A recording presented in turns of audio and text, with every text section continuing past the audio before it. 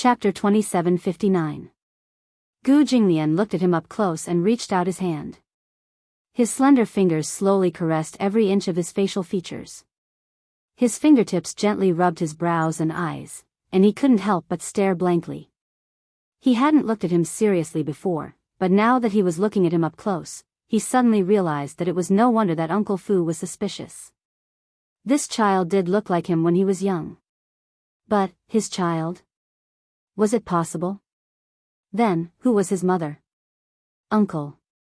Why do you keep staring at me? Chu Xiaobao tilted his head and asked, puzzled. Gu Jinglian was silent.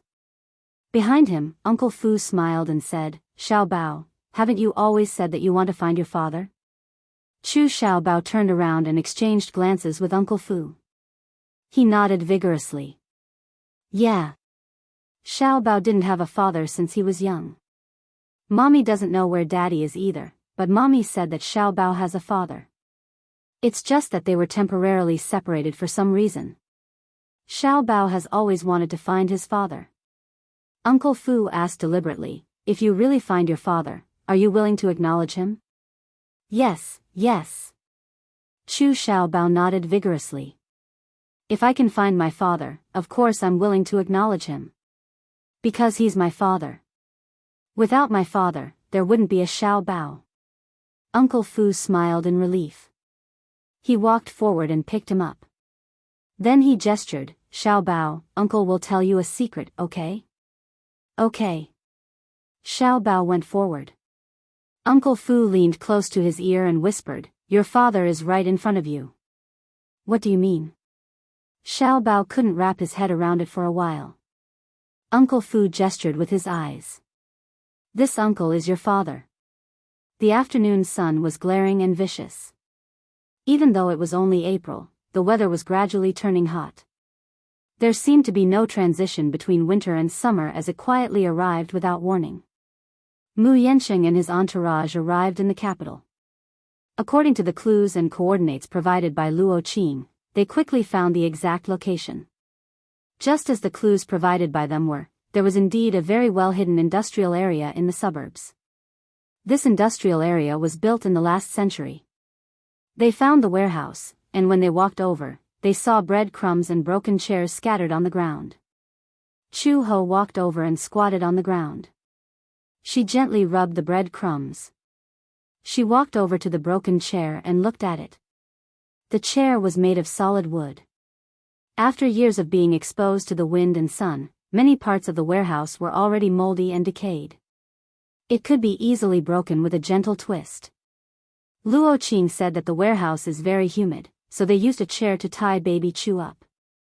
From the looks of it, it should be here, she said. Chu Ho frowned and said slowly, but Xiaobao isn't here. Where could he have gone? Could Song Enya have brought him back? Meng Qingxue asked worriedly. Impossible. Mu Yanqing said, since this child isn't the one she wants, she won't take the risk to bring him back. After all, it won't do her any good to harm a child. She won't do anything to Xiaobao. A woman like her is ruthless. What won't she do? Meng Qingxue said hatefully. Chapter 2760. Chu Ho suddenly stood up, turned around, and looked around before saying calmly, Xiaobao should be fine. Mu Yanqing was stunned. What do you mean? Meng Qingxue was surprised to hear this. Chu Ho, how can you be so sure? Did you see this chair? Chu Ho kicked the wreckage of the chair on the ground expressionlessly and said slowly, didn't Luo Qing say that they left after tying Xiaobao to the chair? I looked at the scene and didn't see any signs of an intense fight. I originally thought that Xiaobao had been taken away by that woman. However, when I saw this chair, I could infer that that woman was probably like Luo Qing and Luo Hao. She didn't care about the child and just left. Meng Qingxue walked to Chu Ho's side and looked down at the chair on the ground. It seemed to have suffered a huge impact and was broken into pieces. She was a little puzzled.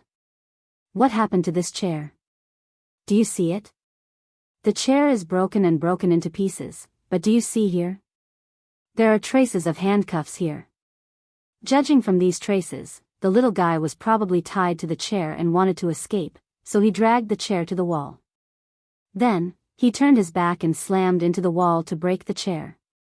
This chair looks very sturdy, but after being exposed to the wind and sun for so many years, coupled with being soaked in water, it has long rotted and broken.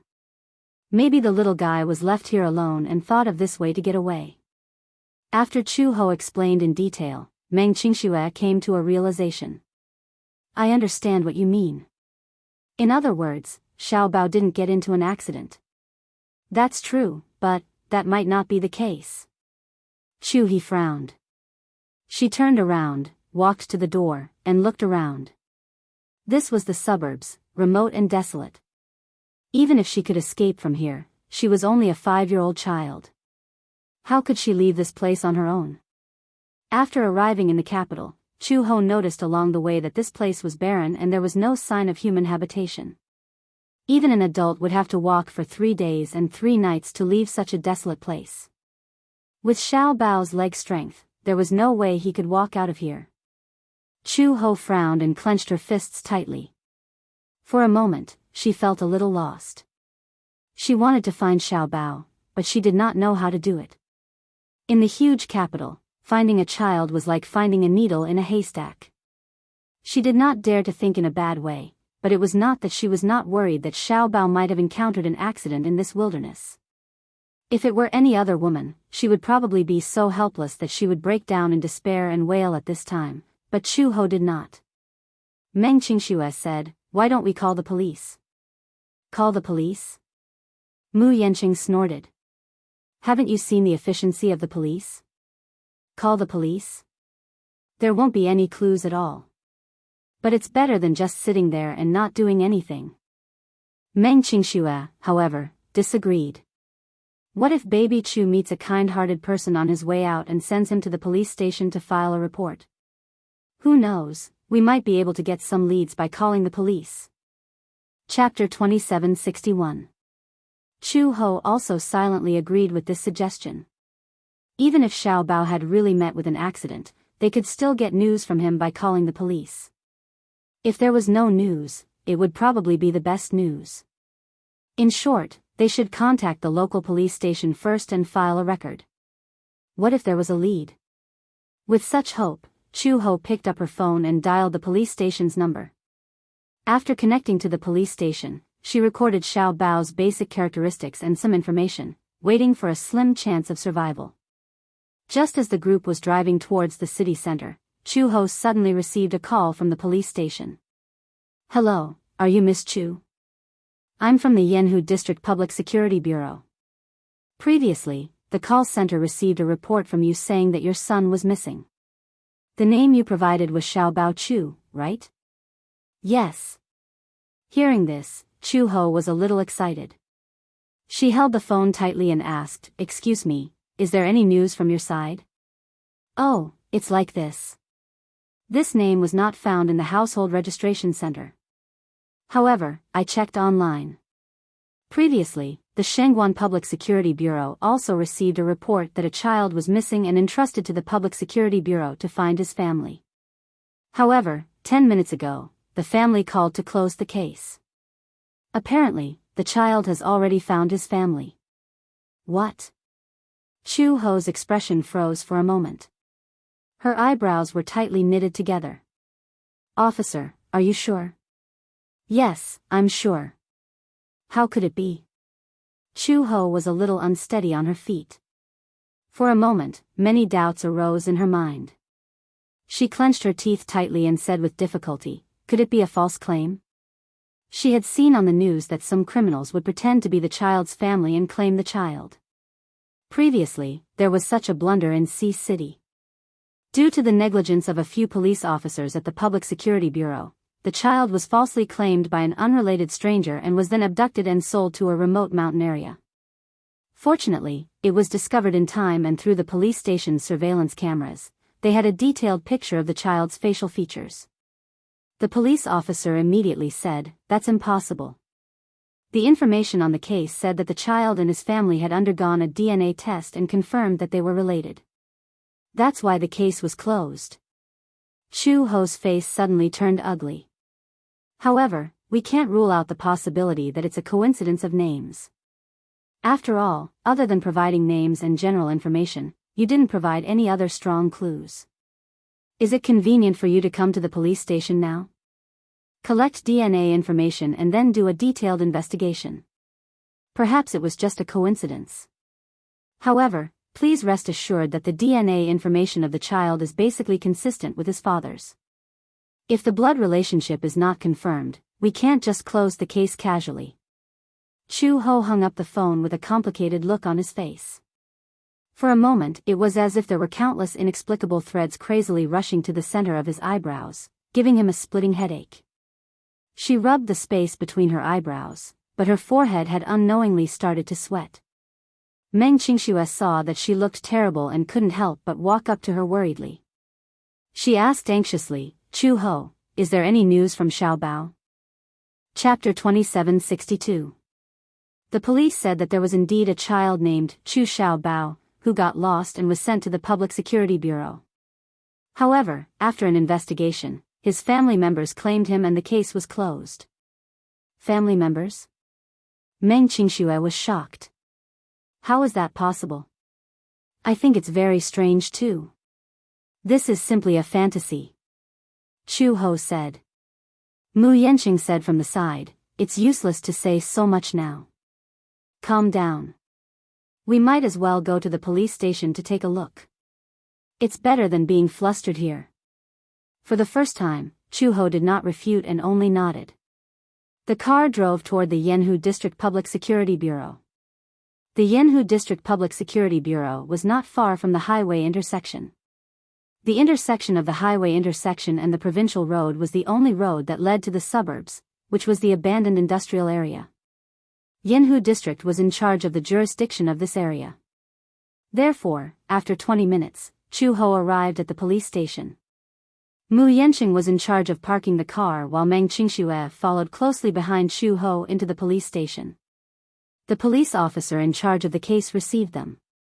The police officer had already printed out the documents for the record and explained it concisely. That child is 120 centimeters tall and looks very delicate. He's about 5 years old.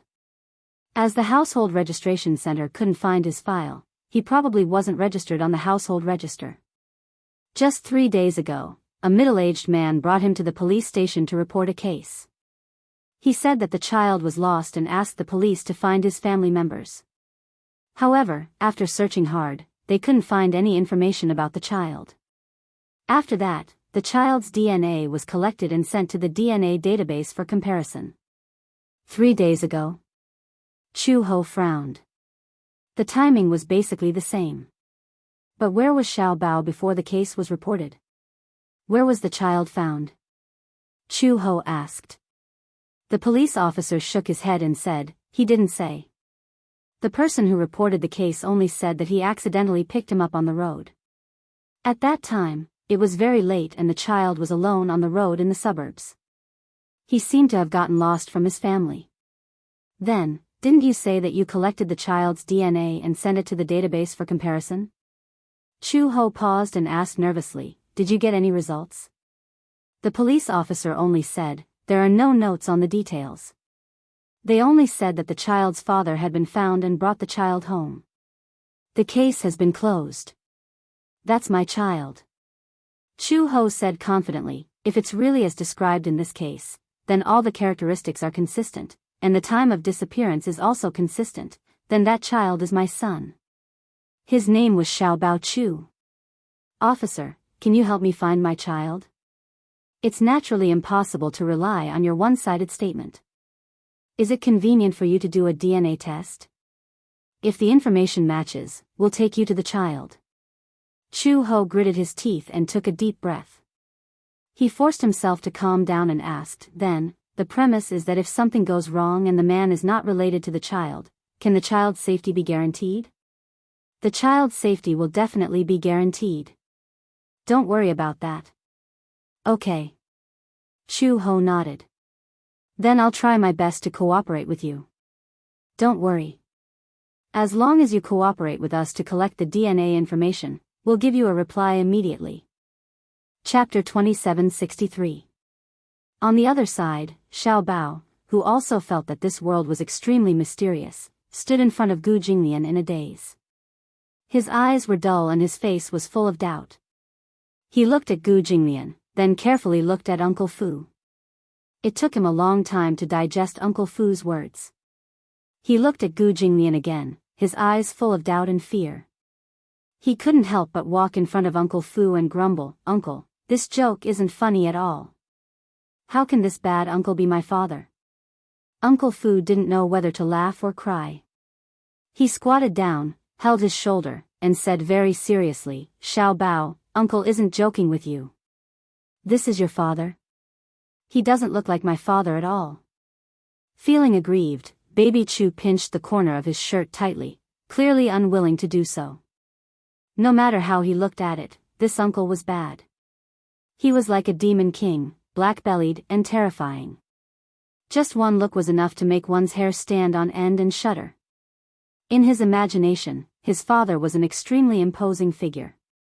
He was tall, gentle, handsome, and made people feel very safe.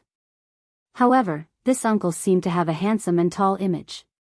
He was satisfied, but this gentleness, his temper was obviously very bad. Moreover, he was fierce and glared at him viciously. He was not gentlemanly at all. Naturally, he couldn't accept this fact. Similarly, Gu Jinglian felt extremely awkward. A little child had appeared out of nowhere. All kinds of evidence proved that this 5-year-old kid in front of him was his flesh and blood. For a moment, he was a little confused and gloomy. He didn't have the awareness of a father at all. When it came to children, other than annoyance and disgust, he didn't have any patience. Therefore, even though the entire Gu family had great enthusiasm and hope for his lifelong happiness, to him, he didn't believe in marriage. It was just that he didn't want children. However, this little kid fell from the sky and was pushed in front of him by Uncle Fu to call him father. He panicked and was at a loss for some reason. He was already feeling conflicted. Looking at Xiao Bao, he was also looking at him awkwardly. He was also very unwilling to acknowledge this father of his.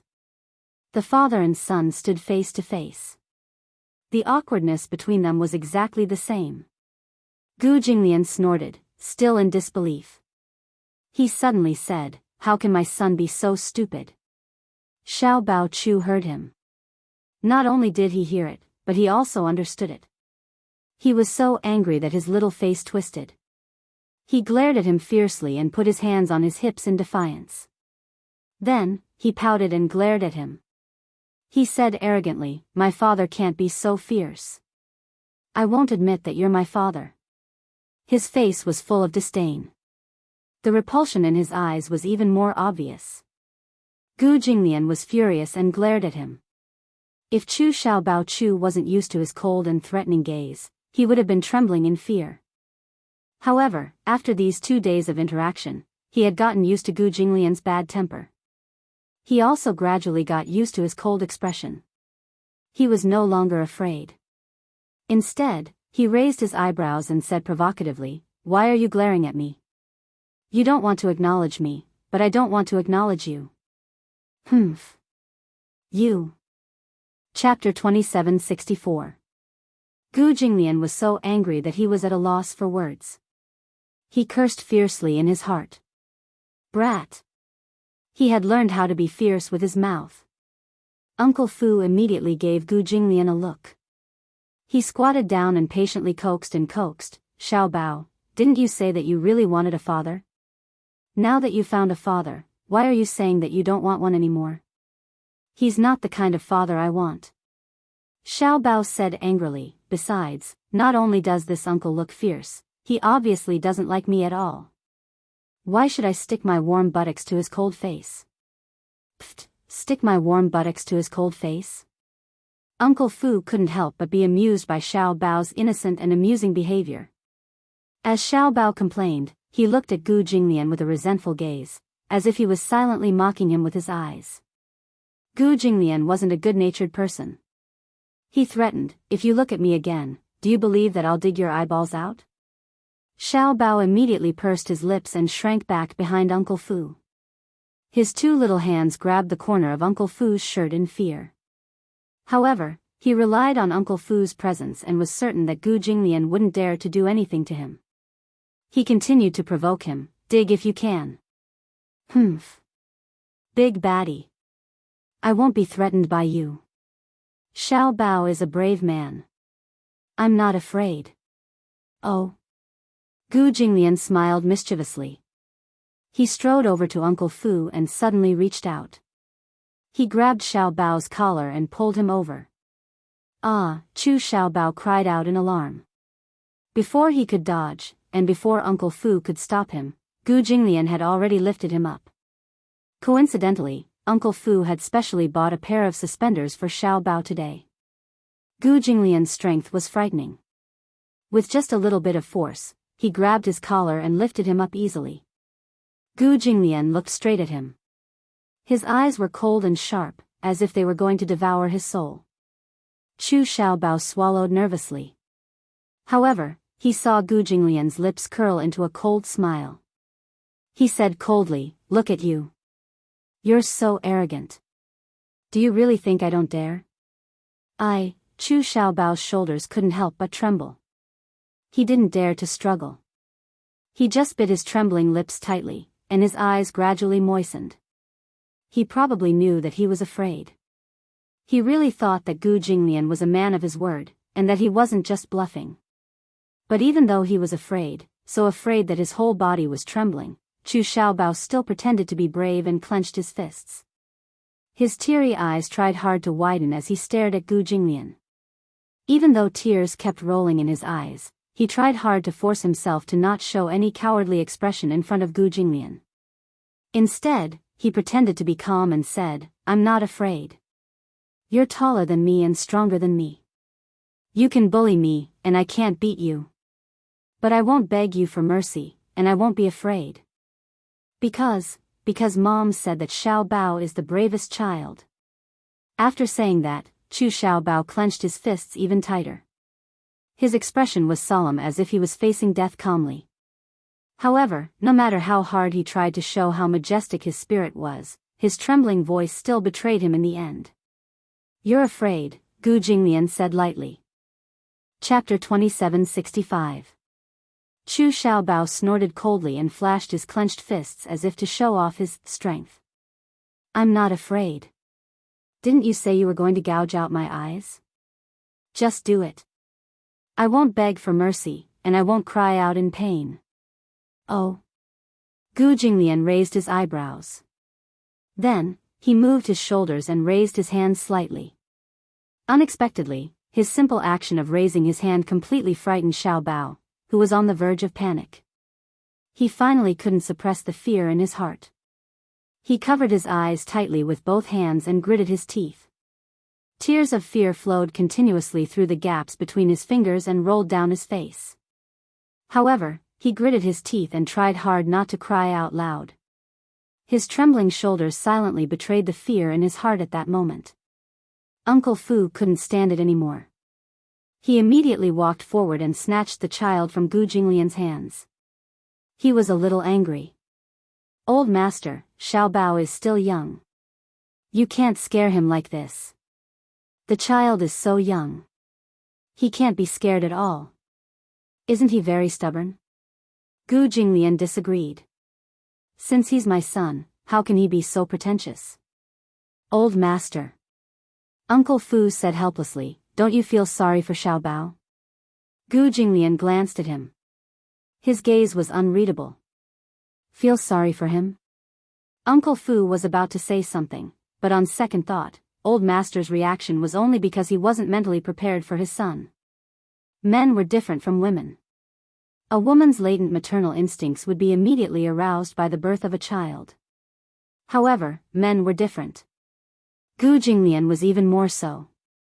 Since he was young, his concept of family was very weak. Moreover, he didn't have any feelings for this child. He was no different from a stranger. It was indeed ridiculous for him to immediately acknowledge this child from the bottom of his heart. His indifferent reaction couldn't be more normal. Uncle Fu asked seriously, "Old master, what do you plan to do with this child?" Gu Jinglian sized him up and said indifferently, "It's up to you. In that case, can we keep Xiao Bao in the Gu family?" Uncle Fu's eyes lit up. Chu Xiao Bao seemed to have understood something. His whole body trembled as he said, "I don't want to. Xiao Bao. I don't want to be with this uncle. He's a bad guy. He's not my father. He wants to dig out my eyes. He's a demon king. Great demon king."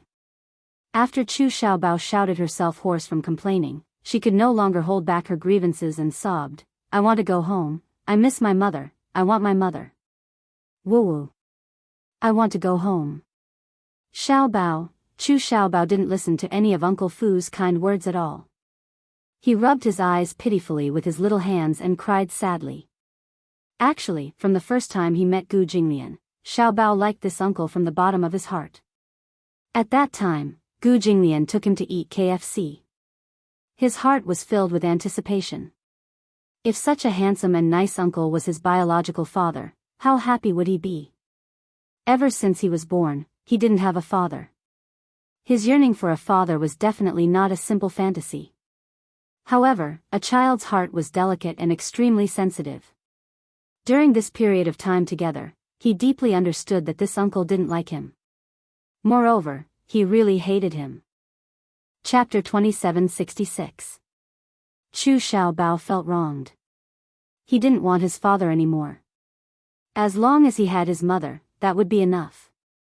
Just as he lowered his head, sobbing and feeling extremely sad and lonely, his helpless appearance finally touched the only soft spot in Gu Jinglian's heart. He actually didn't want to acknowledge this child who appeared out of nowhere. He wasn't mentally prepared for a child who appeared out of nowhere and claimed to be his son. He didn't want to acknowledge and accept it. But blood was thicker than water. After all, he was his own flesh and blood. Gu Jinglian wasn't cold to the point of being heartless, especially when he saw Xiao Bao's teary eyes. A taut string in his mind finally snapped. It seemed that because of his helpless appearance, his heart finally softened. Thus, he reached out his large palm and gently rubbed Chu Xiao Bao's neat bangs. "Don't cry." He was a little helpless. He looked at Xiao Bao and frowned. He wanted to comfort him like a father, but because of his pride, he couldn't bring himself to do so. However, it wasn't right for this child to cry like this. If he didn't restrain him, he reckoned that he wouldn't be able to have a peaceful night. Forget it. Why should he lower himself to the same level as a child? Should he coax him a little? But how could he coax a child? He was a new official and didn't have any experience. Gu Jinglian looked at Xiao Bao gloomily for a long time. After deliberating for a while, he said this with an awkward expression, "Don't cry. Don't you know that you look ugly when you cry?" Baby Chu blinked his teary eyes and suddenly cried even louder with a loud wah. How was this coaxing a child? Uncle Fu broke out in cold sweat. He said, "Master, this isn't how you coax a child. If you say this, the child will only cry more sadly." Gu Jinglian's expression was awkward for a moment. Then, he glared at him coldly. "Who's coaxing him? I just feel that his crying is annoying." Uncle Fu's lips twitched violently. He could tell that Gu Jinglian was not without a trace of heartache. Although he said that he was annoyed by Baby Chu's cries, it was definitely not that he did not feel any heartache. However, Gu Jinglian had always been so arrogant and unyielding. It was absolutely impossible for him to bow his head to a child. Uncle Fu sighed. Hence, he carried the crying child to Gu Jinglian and said sternly, "Master, please hug him." Gu Jinglian looked at Baby Chu in disgust, who was nestled in Butler Fu's arms and crying pitifully with tears and snot all over his face. His forehead turned green. To him, even though he was usually able to call the wind and summon the rain, no matter how troublesome the matter was, it couldn't compare to standing in front of a child at this moment. The child was such a fragile little thing. His entire body was soft and chubby. He was like a glassware that would break easily with a drop. He didn't even know where to pick him up. "Master, children are very easy to coax. Just hug and coax him, and he won't cry anymore." Xiao Bao is still young. You can't be fierce to him. Since you're Xiao Bao's father, then you should at least take up the responsibility of a father. Responsibility of a father? Chapter 2767. Chu Xiaobao realized that he had already left Uncle Fu's embrace. He looked up and saw Gu Jinglian's disdainful and gloomy eyes. His tears fell even more violently. Boo-hoo. I don't want you to carry me. Xiaobao turned his head and reached out his small hands to Uncle Fu. He waved them continuously and pleaded, I don't want him to carry me, boo-hoo. I don't want him to carry me. Uncle Fu could not bear to see him like this. However, he looked at Xiao Bao and knew that the most important thing now was to nurture the relationship between the father and son. Hence, he hardened his heart, turned around, and strode out of the room. With a bang, the door was closed.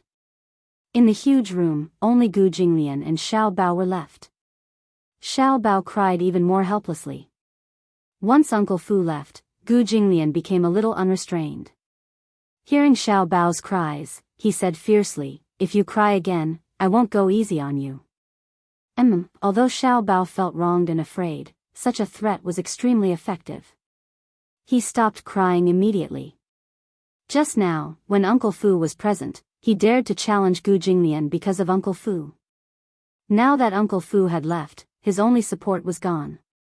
He did not dare to be rash. With Gu Jinglian's threat, he learned to be obedient. He pursed his lips and did not make a sound. Now, there was only him and this bad uncle in the room. He had no one to rely on and no one to back him up. Hence, he should not push his luck and stop while he was ahead. Gu Jinglian did not know whether to laugh or cry at the fact that she was amenable to the soft but afraid of the hard. You've learned your lesson. When Gu Jinglian saw that he finally stopped crying, he was naturally satisfied. He thought in his heart that he should not spoil the child. When it was time to be fierce, he should be fierce. See, with just one shout, he immediately stopped. He carried Chu Xiaobao to the sofa and sat on the side. He saw Chu Xiaobao staring at him innocently, trembling in fear as he leaned against the corner of the sofa, timidly looking at his face. Such a young child actually knew how to read people's expressions. Seeing that Gu Jinglian's face was no longer as gloomy as before, Chu Xiaobao's wildly beating heart finally calmed down.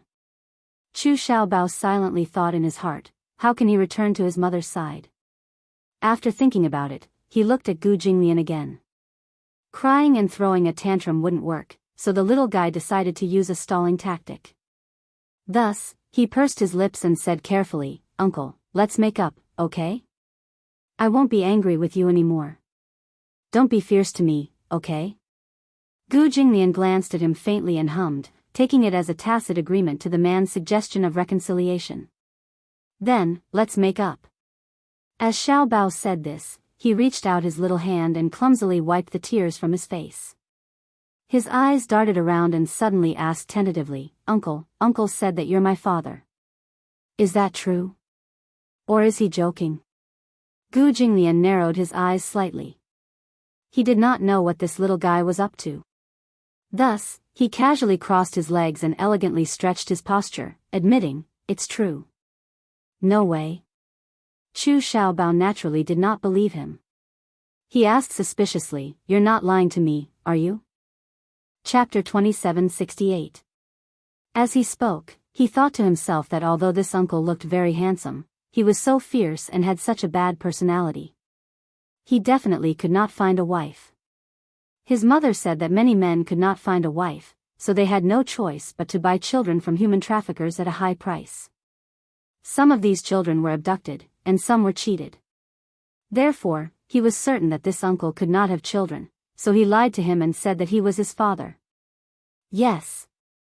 That must be it. Gu Jinglian's eyes twitched when he heard this. Could not find a wife? Physically weak? Unable to have children? Could it be that this brat was implying that he had a physical defect? Baby Chu thought that he had hit the nail on the head when he saw the look on his uncle's face. Hence, he tried to console him in all seriousness. Uncle, it's actually not that embarrassing to have some physical defects. You don't have to feel inferior. Maybe there's still hope for a baby? But I can't be your son. I still have my mother. If she can't find me, she'll be worried. Gu Jinglian was speechless. Did this kid think that he was lying to him? He frowned and suddenly took out a cigarette box. He lit a cigarette and took a deep puff.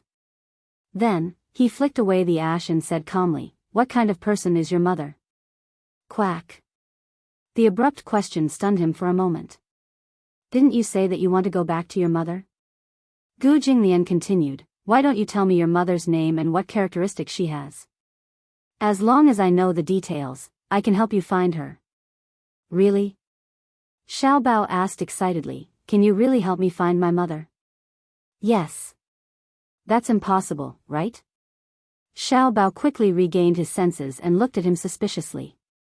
Even the police can't find my mother. How can you?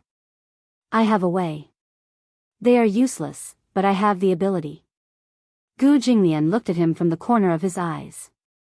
Of course, if you don't want to tell me, I won't force you. He was retreating in order to advance. The reason why he asked about that woman was because he was curious about the child's mother. It was true that he had many women, but it wasn't like he couldn't count them all. If this guy could provide him with some characteristics, he might be able to think of something.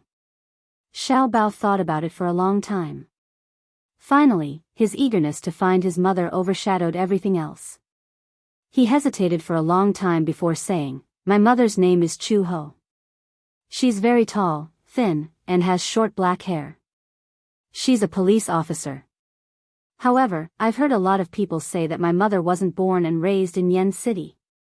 They all said that when my mother was pregnant with me, she had an accident. 5 years ago, they rescued my mother from the river. At that time, his mother seemed to have suffered a head injury and lost all her memories. She didn't even remember her own name. The name, Chu Ho, was given to me by my mother. After a pause, the little guy continued, After I was born, my mother worked at a police station and came home very late every day. If I have to talk about some characteristics, my mother is very beautiful. She has a pair of big eyes, a high nose, and a pair of lips that are not too thin or thick.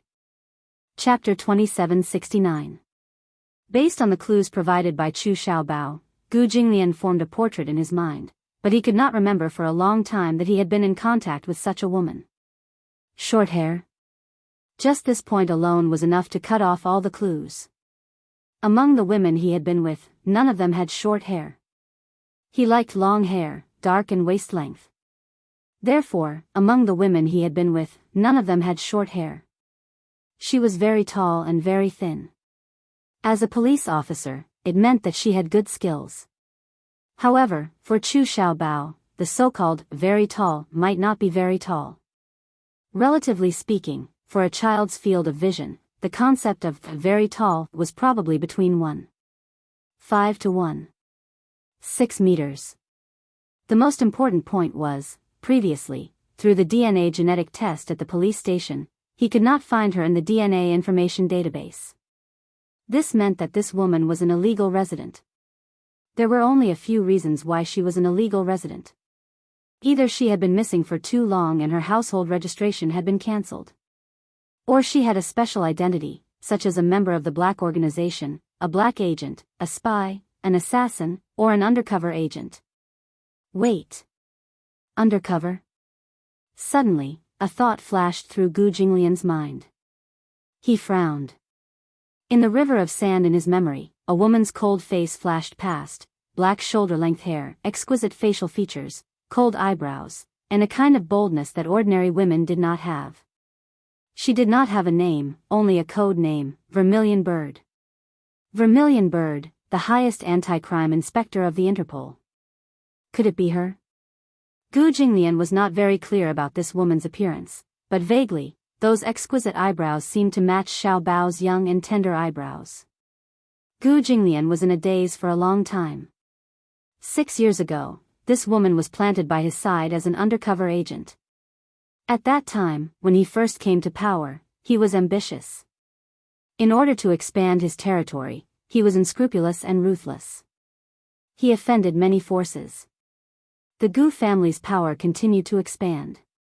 In the end, because of the cross-border arms sales, they even built 2 military factories in Vietnam and North America, which alarmed the Interpol. However, at that time, the Gu family had many connections in the capital.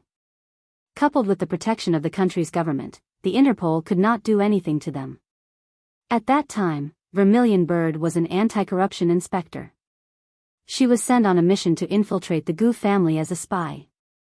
She used her methods to get close to him and was ordered to carry out an assassination plan.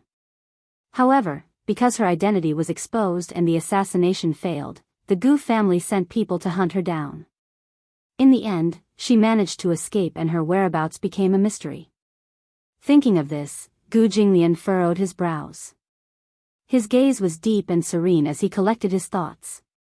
His gaze was complex. He didn't know that the woman was pregnant with his child. This woman was very powerful. Back then, when she was placed by his side, she did not reveal any flaws. Even he did not notice anything strange about her. However, 5 years ago, his whereabouts were unknown, and his whereabouts were a mystery. In this way, the characteristics of all aspects were basically consistent. He didn't expect it to be her. He thought that she was dead. Interpol also secretly searched for her for a few months, but in the end, they could only conclude that she was dead. After losing their beloved general, the Interpol secretly erased all her information for 100 years. But did she lose her memory? So, she didn't remember anything? Including her memories of him. Chapter 2770. In the police station, Chu Ho sat quietly on the bench, patiently waiting for news. Unknowingly, it was already late. Mu Yanqing settled Meng Qingxue in a hotel. Her body was still weak, and she was exhausted after a day's drive. Although she was a little worried about Xiao Bao's whereabouts, Chu Ho comforted her that even if she stayed at the police station, she might not be able to make any progress. She might as well go back to the hotel to rest first. Meng Qingxue listened to her. Chu Ho waited at the police station for an entire night. The police officer clearly told her that there would not be any progress if she just waited at the police station. The DNA test would take some time. It was already so late, and the hospital had already knocked off, so there would not be any movement. The earliest they could get the DNA test report would be tomorrow morning, when the hospital went back to work. The police station would then send someone to rush them. However, Chu Ho stubbornly stayed at the police station and refused to leave. She firmly believed that she had to know Xiao Bao's whereabouts as soon as possible. Otherwise, no matter how tired she would not be able to sleep in peace. It was a long night. Finally, dawn came. Chu Ho waited for several hours in torment. Finally, at 10:30 a.m., the hospital gave her a reply. The police officer brought her to the hospital and personally collected the report. When she held the report in her hand, Chu Ho looked at the words on the report, confirmed paternity. She finally could not control her surging emotions and her eyes turned red with excitement. It's Xiao Bao. He's still fine. He's still alive and well. Chu Ho was so excited that her shoulders trembled uncontrollably. She thought that he must have met with some mishap, but she had been controlling herself and did not dare to think of the worst. She was afraid that her words would really come true. However, when she learned that Xiao Bao was still alive and well, she was so surprised that she could not believe it. Officer, have you seen this report? Chu Ho handed the report to the police officer with a smile on her face. Since it's confirmed that I'm related to that child, please bring me to him immediately. Strange. The police officer held the report and muttered with a strange expression. When Chu Ho heard this, she raised her eyebrows and asked in confusion, "What's strange about it? Is this child really your biological son?" The police officer raised his hand and rubbed his chin as he narrowed his eyes. "But I contacted the Shangguan Public Security Bureau yesterday, and they replied that the child was brought back by his biological father. Since you're the child's mother, then, what's the relationship between you and the child's father?" Generally speaking, no matter how abnormal the relationship between a child's mother and father was, a child's mother. In other words, even if they were divorced, the children's parents would still be able to communicate with each other. However, no matter how he looked at it, he felt that this woman's background was somewhat unusual. He bit her lip and said with some difficulty, "Actually, I don't know who the child's biological father is." "What? You don't know?" The police officer was shocked. How is that possible? No matter how careless a woman was, she would still know who the father of her child was, right? Unless it was a one-night stand. After making love with a strange man, she accidentally got pregnant and gave birth to the child. It's true. Chapter 2771. After a pause, He added, "Later, I found out that I was pregnant, but I lost all my memories of who the child was, who the father was, and what my relationship with that man was. I can't remember even the slightest bit." "You didn't try hard to remember?" "It's no use." Chu-ho shook her head, looking exhausted. "I racked my brains, but I still couldn't remember. The doctor said that I lost my memory because my head was severely injured. There was a blood clot in my brain, and it had congealed into a blood clot that pressed on my nerves. In addition, subconsciously, I didn't want to recall that past. However, if the blood clot eventually disappeared, there was a possibility that I could regain my memory."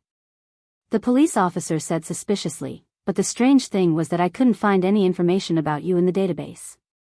Even the household registration center couldn't get your file. What kind of special identity did you have in the past?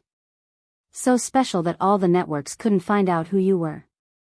Chu-ho said, "I really don't remember.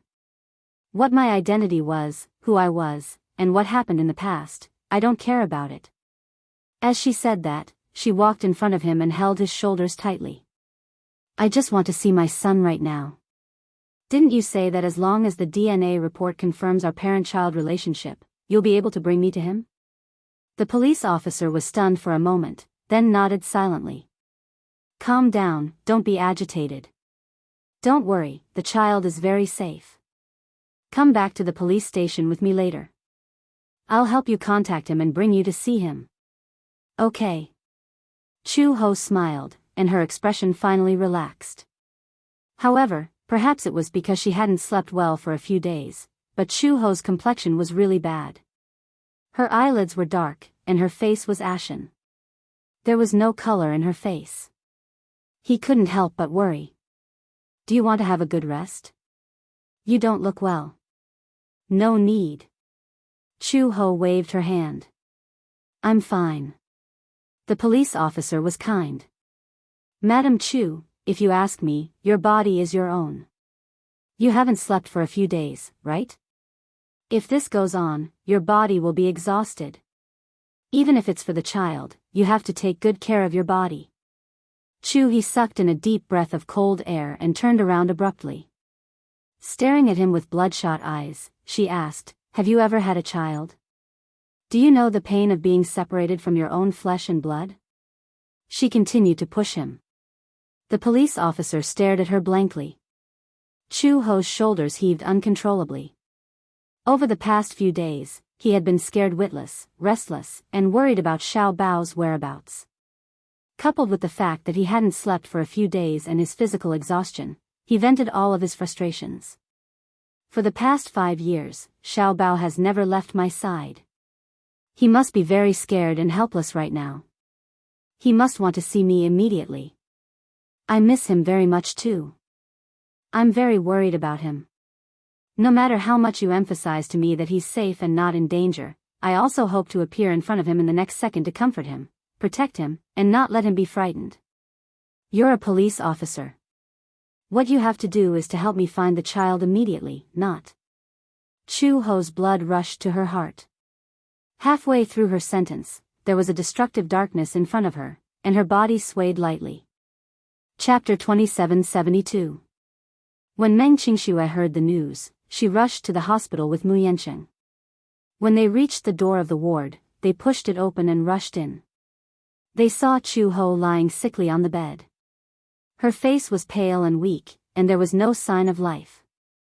It was as if her body was already an empty shell. Meng Qingxue rushed to the bed anxiously, only to see Chu-ho lying on the bed. Even though she was unconscious, her brows were tightly knitted, as if she was immersed in great pain. The doctor was holding a clipboard by the bed and writing something silently. Meng Qingxue walked over and lowered her voice.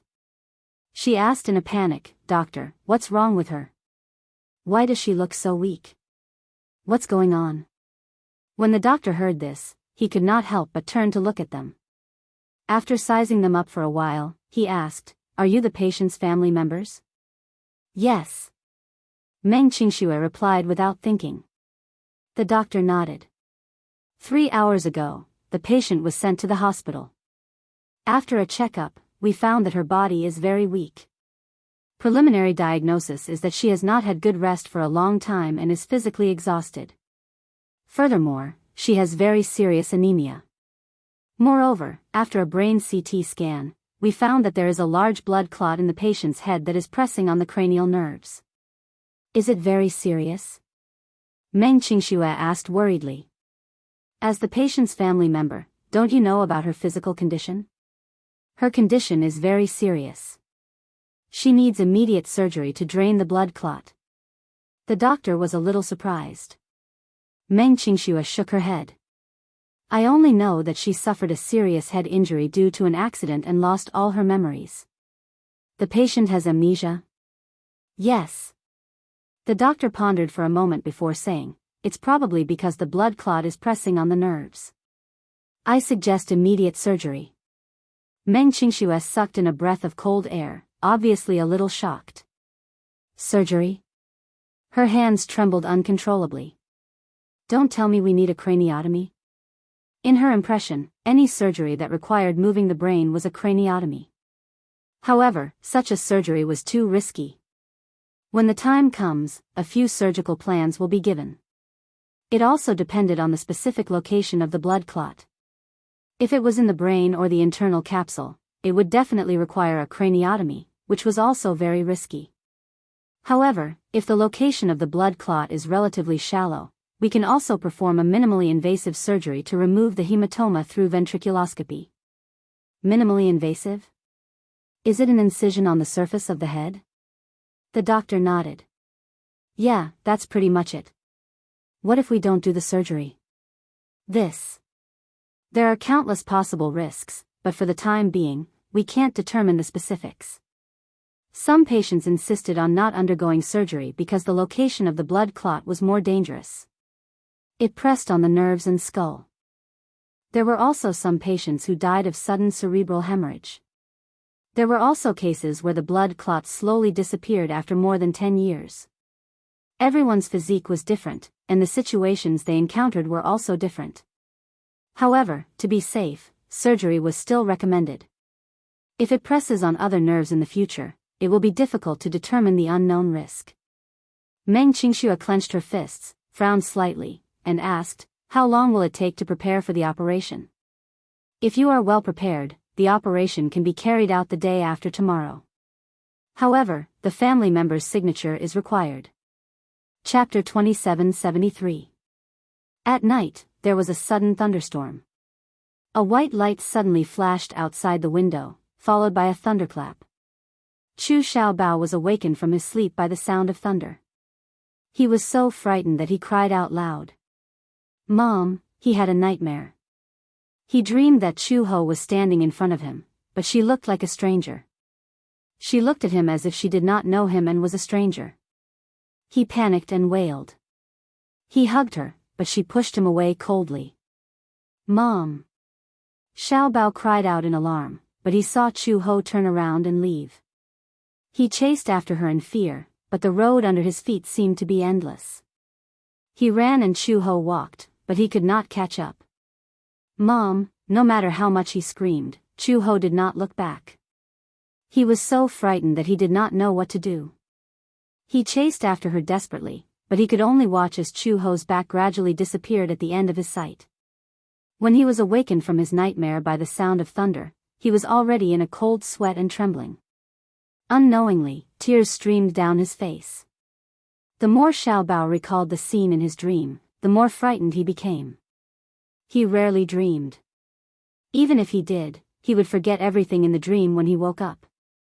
However, this dream was extremely clear. Even when he woke up, it was still deeply engraved in his memory. "Mom," Xiaobao cried sadly. The crying alarmed Gu Jinglian, who was reading in the study. He had the habit of reading before going to bed.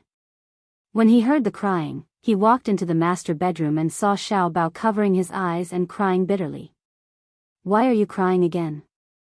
Gu Jinglian looked a little unhappy. Why was his son crying all day long? He looked so weak and frail. He was the blood of the Gu family after all. He did not inherit his courage at all. He was like a fragile glass doll. When should he bring him to gain experience? Gu Jinglian cursed silently in his heart. As soon as Chu Xiaobao saw him, he felt a great sense of security in his heart. He got up and threw himself at him. He didn't care that the two of them had an earth-shattering Cold War before. He threw himself into his arms without any scruples. Sob, sob, sob. "Uncle, Mommy doesn't want me anymore. I can't catch up with her no matter how hard I try. She doesn't want me anymore. She just left me like this." When Gu Jinglian saw her throwing herself into his arms so recklessly, he felt as if a soft spot in his heart had been touched. He could not help but reach out his hand and gently stroke the back of his head as a form of consolation. Nightmares? Woo-woo, Chu Xiaobao did not have the concept of a nightmare. He only knew that this dream had shattered all his hopes. Will Mom really abandon me? Why hasn't she come to find me after so long? Is she going to abandon Xiaobao? Gu Jinglian raised his eyebrows, but his voice unconsciously softened. No. Really? It's just a nightmare. Be good. Gu Jinglian stroked his hair and said, "Go to sleep." "Uncle, you won't abandon me, right?" Xiaobao still looked at him uneasily.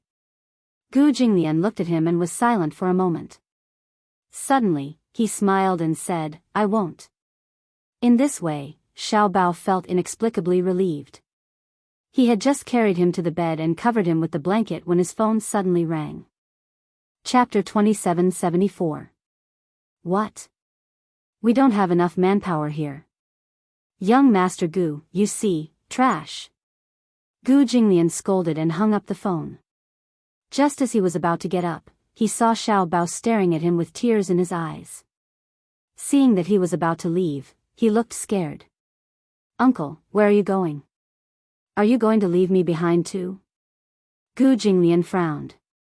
Suddenly, he thought of something and his lips curled into a cold arc. Didn't he want to train his courage? Wasn't this the best time? Muroga Casino, the biggest casino under the Gu family.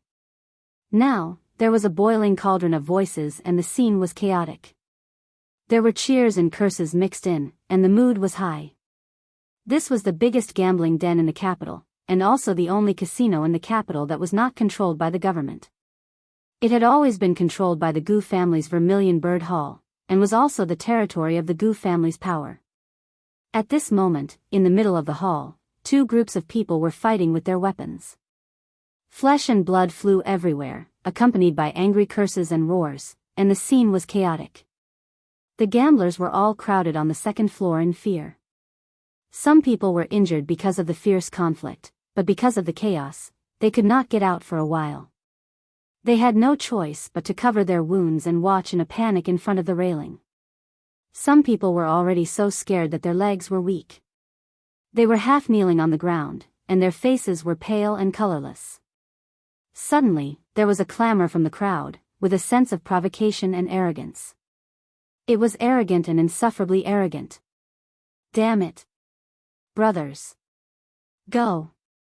Smash it for me. Smash it for me. Take revenge for the brothers of the Green Dragon Group who died in vain. Go. At the command, the people of the Green Dragon Group all pulled out large machetes from their backs. Their faces were ferocious as they waved their machetes and rushed forward. The crowd became more and more chaotic. For a moment, there were wails, cries of pain, and sounds of fighting. At this moment, the door of the casino was suddenly kicked open by someone, accompanied by a deafening gunshot. The gunshot echoed in the hall for a long time, and the scene suddenly became strangely quiet. A group of men in black rushed in from the door, and then respectfully stood in 2 rows, bowing their heads. Then, a cold man's voice came from the door. "I heard that someone is causing trouble on my territory." Just as he finished speaking, there was a sound of casual footsteps at the door, and a tall and slender figure slowly walked in. Everyone was stunned and surprised. Under the gazes of 2 rows of men in black, Gu Jinglian stood tall with his hands in his trouser pockets. His sharp eyes swept across the crowd gathered together and he let out a low chuckle. Green Dragon Group's mood. Or was it because I was not ruthless enough that you dared to stir up trouble under my watch? The man was wearing a black British long windbreaker, a pair of black trousers, and a pair of black high boots. His sharp black hair was neatly tied to his ears. He looked neat and free, and his whole body exuded an unruly aura. He was obviously a young man, but when he stood there, his every movement showed the demeanor of an emperor. It was as if he was born with an elegant and arrogant temperament. Gu Jinglian looked around at the messy scene, and the corners of his lips curved into a cold arc. Chapter 2775. From the moment he appeared, the crowd fell into a deathly silence. Everyone looked towards the door, and their hands froze in place. The people from the Green Dragon gang were stunned. They were shocked by his imposing manner and stood rooted to the ground, not daring to move. "Young Master Gu! It's young Master Gu!" A man suddenly exclaimed in surprise and rushed out from the crowd. He quickly ran in front of her and respectfully bowed his body. He lowered his head and said loudly, "Young Master Gu. I don't know what happened today, but the Green Dragon gang brought people to cause trouble." Before he finished speaking, Gu Jinglian raised his eyebrows impatiently and kicked him to the side. The force of the blow was so strong that even the man, who had been fighting in the black streets for many years, could not withstand it. He flew a few meters away and fell to the ground, coughing up a mouthful of blood. "Useless thing!" Gu Jinglian arrogantly scolded and walked in front of him. He kicked his shoulder. The man groaned and fell to the ground, his face full of cold sweat. Gu Jinglian walked towards him and his patent leather boots stepped on his chest mercilessly. He coughed and raised his head. He saw a pair of evil eyes shining like a ghost hiding in the night, ghostly and fierce. He narrowed his eyes dangerously. The man was so scared that he hurriedly got up and knelt on the ground, trembling. His shoulders trembled violently. "I said, I don't keep useless people under me," Gu Jinglian said coldly. His amber eyes suddenly flashed with a glimmer of light and there was a touch of disdain in his eyes. He slowly raised his eyes and his sharp gaze swept across the crowd in front of him. His voice was like a bloodthirsty demon, "You dare to cause trouble here, so don't dream of walking out of here alive." After saying that, he raised his chin and signaled with his eyes. The door behind him was closed and locked. A group of men in black took out their pistols neatly and skillfully. The dark holes were aimed at the people from the Green Dragon gang. At the same time, the gamblers who surrounded the railings on the second floor sucked in a sharp breath. Gu Jinglian looked up expressionlessly and pulled out a pistol from his waist. He pointed it at the crowd and curled his lips impatiently. "I'll shoot whoever makes another sound." His skin was fair and clean, his eyebrows were sword-like, and his eyes were upturned. He looked extremely devilish. His facial features were clearly so beautiful and exquisite. His delicate and pretty contours were dyed with traces of cold and sharp heroic spirit because of his cold eyes. Cries of surprise rose and fell from the group of gamblers as they retreated one after another. On the other side, the members of the Azure Dragon Group opened up a path. A burly man slowly walked in front of Gu Jinglian. This man was the leader of the Azure Dragon Group, known as Long Sea. The Dragon Sect was the head of the 3 major Hadao clans in the capital.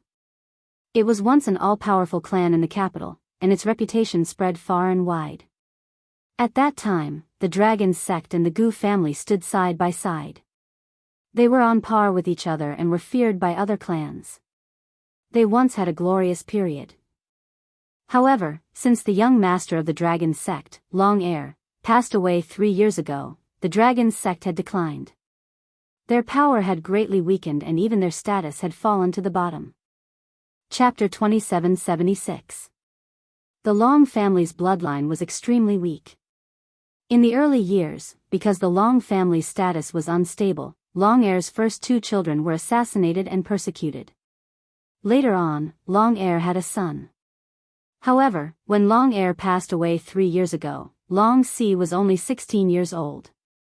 In order to revive the Long family's prosperity and protect the dragon sex status in the underworld, Long Si had no choice but to rope in other families through marriage a year ago to obtain protection. However, the prosperity of the dragon sect was something Gu Jinglian could not bear to see. No emperor would be willing to share the country with others. The capital was his territory. If the dragon sect wanted to rise, they had to ask if he could agree. Therefore, a few days ago, the Gu family gathered together and took action. In less than 3 days, they wiped out the casino and Jiangnan clubhouse that the dragon sect controlled. The dragon sect's vitality was greatly damaged. The Jiangnan clubhouse was the dragon sect's largest gathering place. On that night, the dragon sect's glorious history became a thing of the past. Long Heir flew into a rage out of humiliation. Therefore, he gathered his men on this day to bring bad luck to the Gu family. Even if both sides suffered losses and perished together, he would not hesitate. Young Master Gu, long time no see. Long Heir opened his mouth, but his voice was hoarse. When he laughed, he was evil and threatening. Gu Jinglian looked around and frowned slightly. Long Heir, sometimes, a last-ditch struggle is not a wise choice. His tone was filled with mockery. Long Heir flew into a rage out of humiliation and said angrily, "Cut the crap. Go, go." Long Heir pointed at Gu Jinglian. "Kill him." The group of people behind Long Heir was ready to move. With a command, the group of burly men behind Long Heir rushed toward Gu Jinglian at lightning speed. "Gu Jinglian, tonight is the day you die." Gu Jinglian looked at the crowd rushing toward him casually and sneered. Then, he waved his coat away and gently unbuttoned his collar. "Protect young Master Gu." The dragon sex fighters rushed towards him. The man in the lead had a body of terrifying muscles, especially the bulging muscles on his arms. It was as though his clothes were about to burst. He strode over, raised his fist, and smashed it down on Gu Jinglian's face. However, in the next second, Gu Jinglian raised his hand and caught his punch. The man was shocked and looked up, only to see a cold look of contempt in Gu Jinglian's eyes. "You overestimate yourself." In the next second, Gu Jinglian twisted and broke his wrist. "Ah!" The man roared in pain. Gu Jinglian pulled out his gun and aimed it between the man's eyebrows. With a bang, he gave the man a quick death. Blood splattered all over his body, staining it red.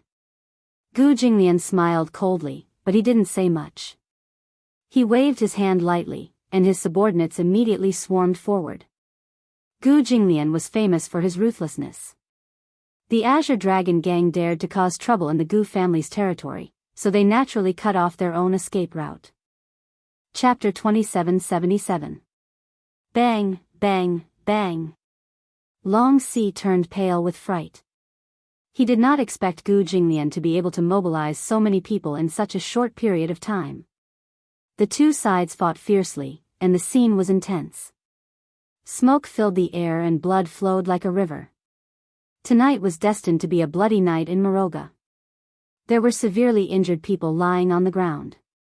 Some of them had already stopped breathing. Most of the gamblers had seen the world, but they had never seen such a grand scene. They could not help but be stunned on the spot. Some of the more timid ones were so scared that they almost peed their pants. Just as the crowd was restless, a child's loud cry suddenly came from outside the closed door. Gu Jinglian paused and silently put away his gun.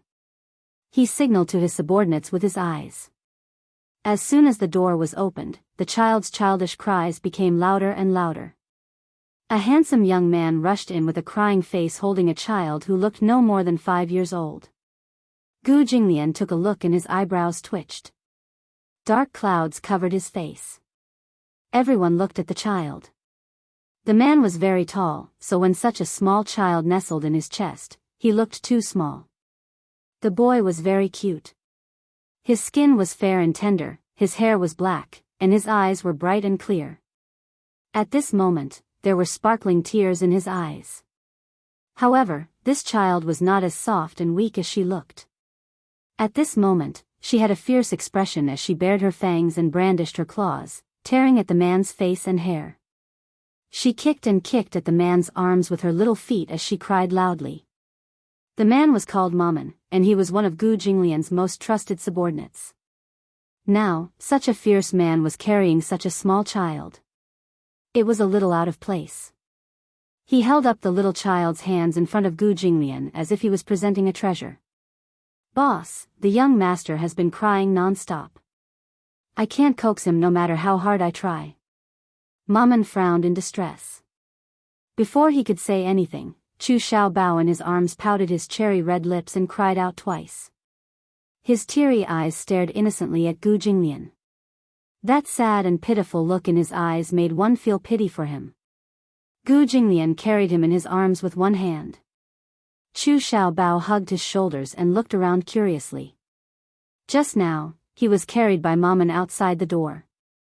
It was pouring rain outside and thunder was rumbling. He was timid and was scared to tears, crying for Gu Jinglian. Gu Jinglian did not want the little guy to come into contact with such a scene. However, as the young master of the Gu family, he would definitely see more of such scenes in the future. He soon discovered the corpse lying in a pool of blood in the casino. Confusion flashed across his eyes, but when he recognized the sticky bloodstains on the ground, his face turned ghastly pale in fright. "Uncle."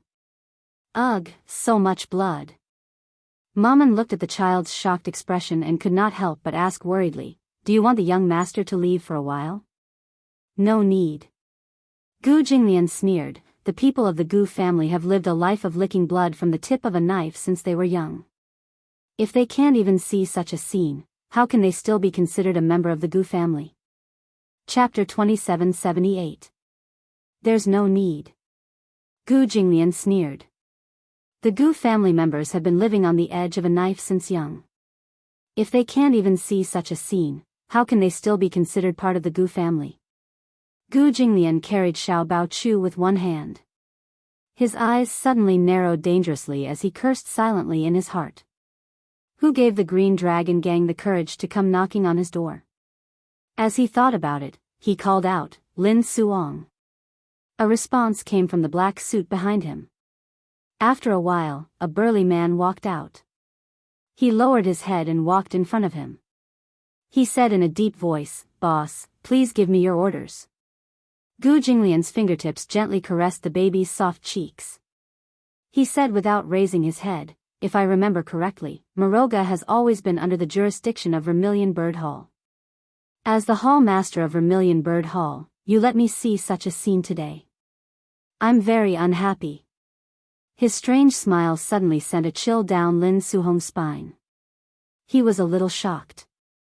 Just as he was feeling guilty, he saw the man turn around and glance at him from the corner of his eyes. He said with a smile that was not a smile, "You should know that I don't keep useless people under me. You should think about how to protect your position as hall master." His heart suddenly sank. He immediately rushed in front of him and knelt on the ground with a plop. He said with a head full of cold sweat, "I'm sorry. Boss. What happened tonight was my mistake. Get out of the way. Don't block the way." Gu Jinglian did not even look at him and kicked him to the side. He walked a few steps towards the door and suddenly remembered something. He said coldly, "Lin Suong, if you don't clean this place up, don't think about keeping your hands." After saying that, he sneered and walked away with the baby in one hand. He left Lin Suong alone on the ground, trembling with fear.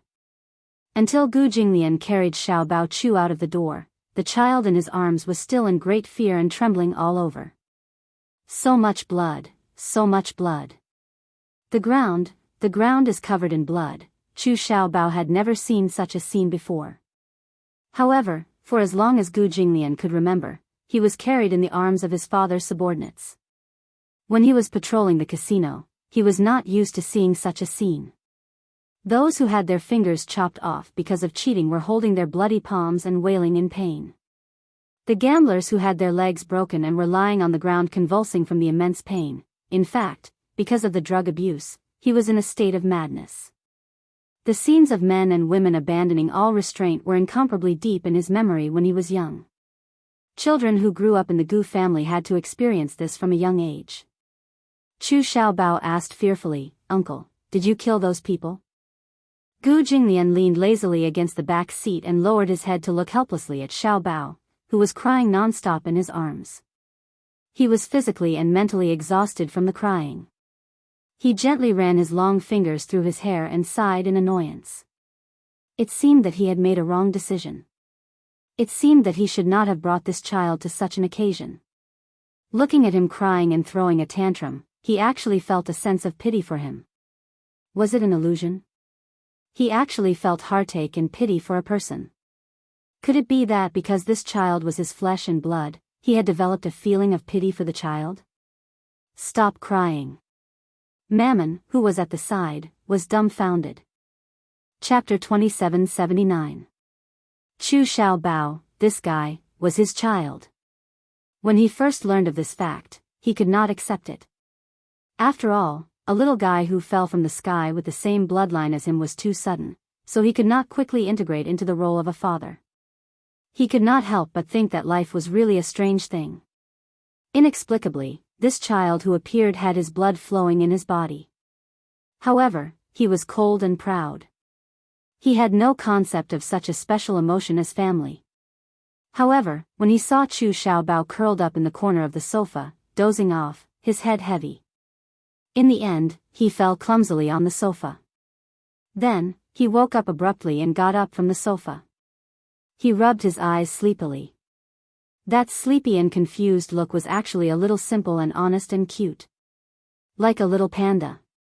For some reason, the place in his heart softened slightly. For the first time, he realized that such a cute little guy was his son.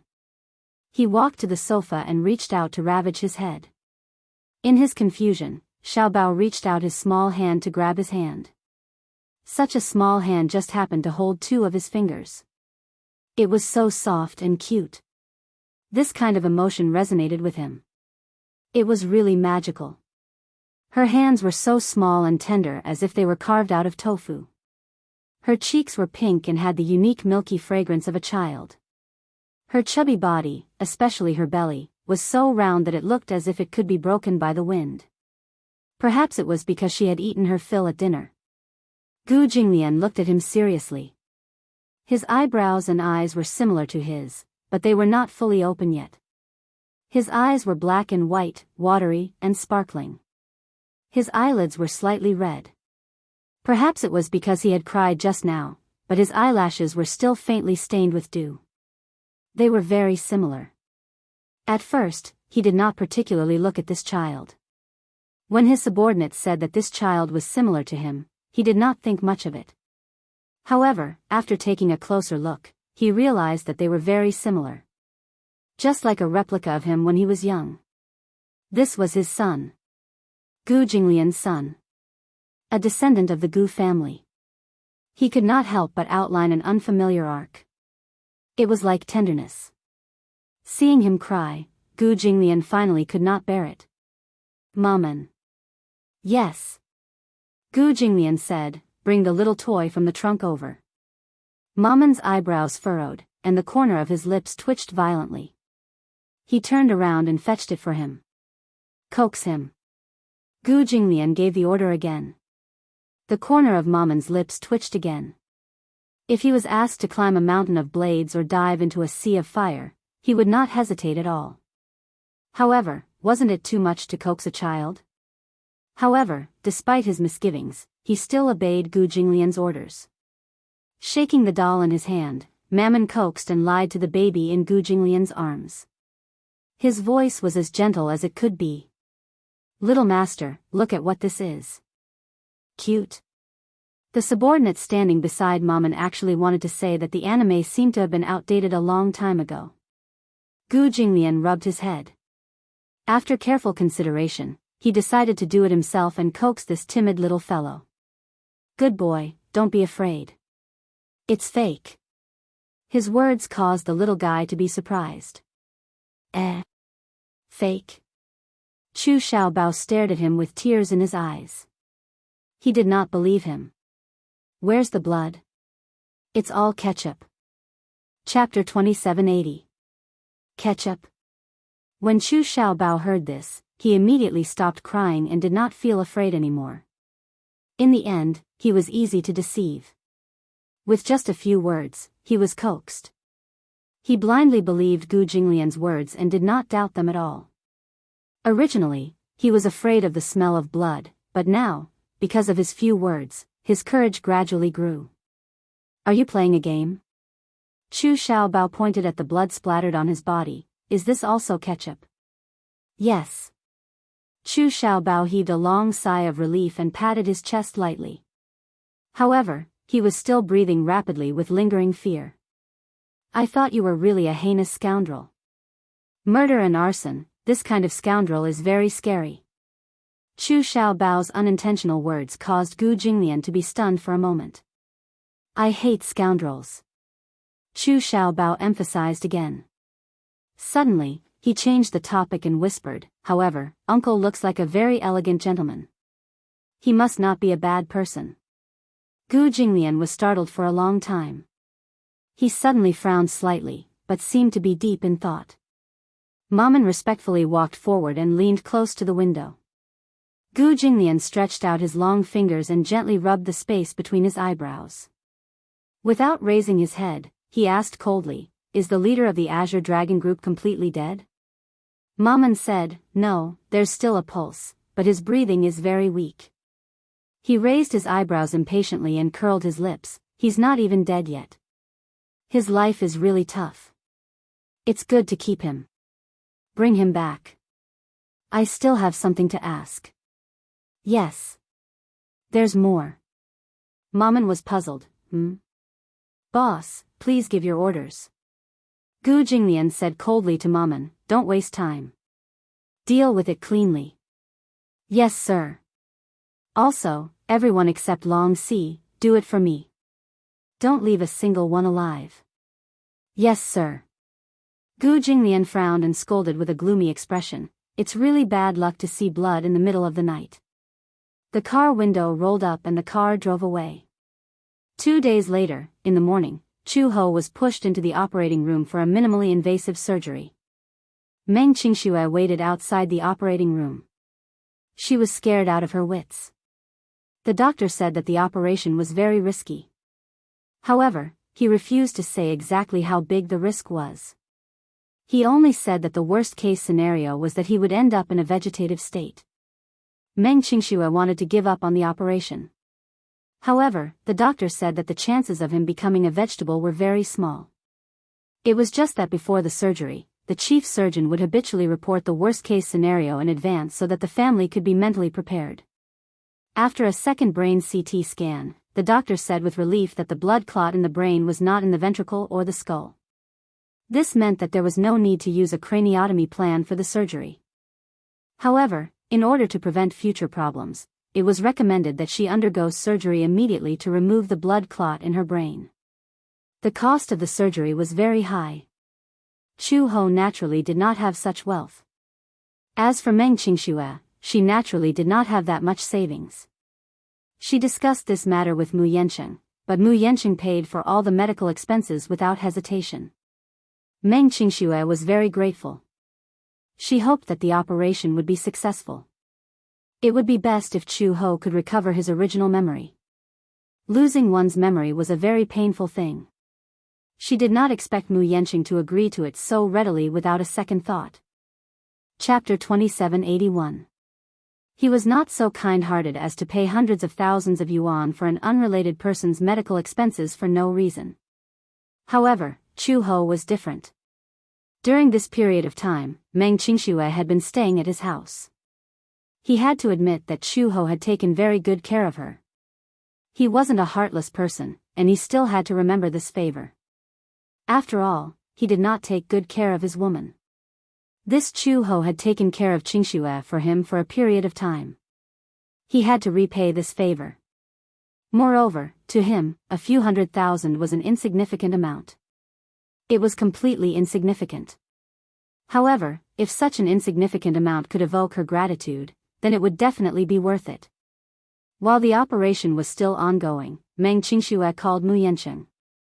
Mu Yanqing said that there was a board meeting in the morning and that he needed to attend.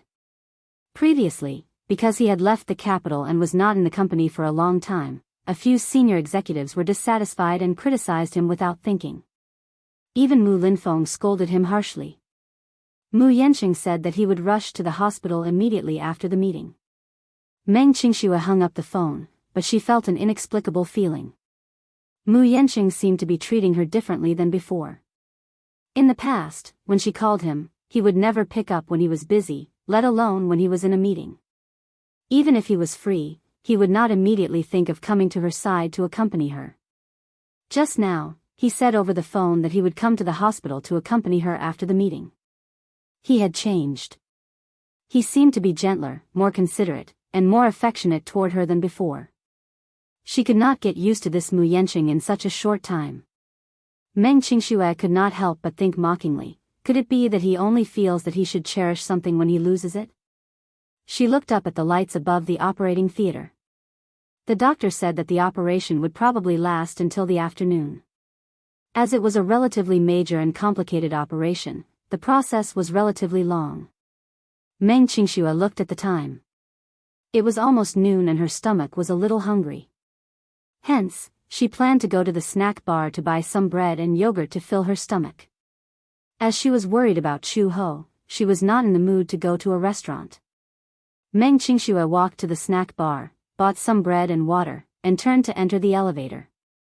When she returned to the entrance of the operating theater, she was surprised to see a woman sitting on a bench outside with her arms crossed with an arrogant expression.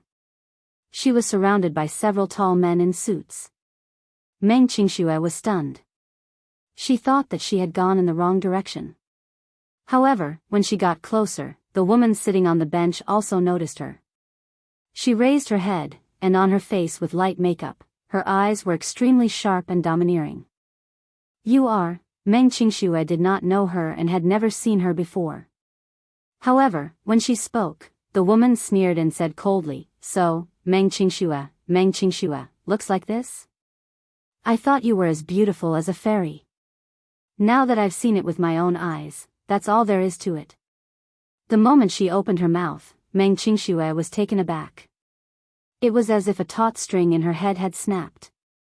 She frowned and uttered the name she had suspected. "Are you Song Enya?" "Oh." Song Enya raised a brow in surprise. "You know me?"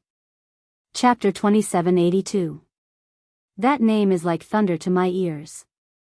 Meng Qingxue curled her lips and asked bluntly, "What are you doing here?" "What am I doing?" Song Enya was so angry that she laughed. She found the other's question extremely laughable. Her gaze was fixed on the other's stomach as she said fiercely, "Meng Qingxue, since you know who I am, not only do you not show any sense of shame, you even ask me who I am as if it's a matter of course. I'm Mu Yanqing's fiancée and the future young mistress of the Mu Group. We're officially married. What about you?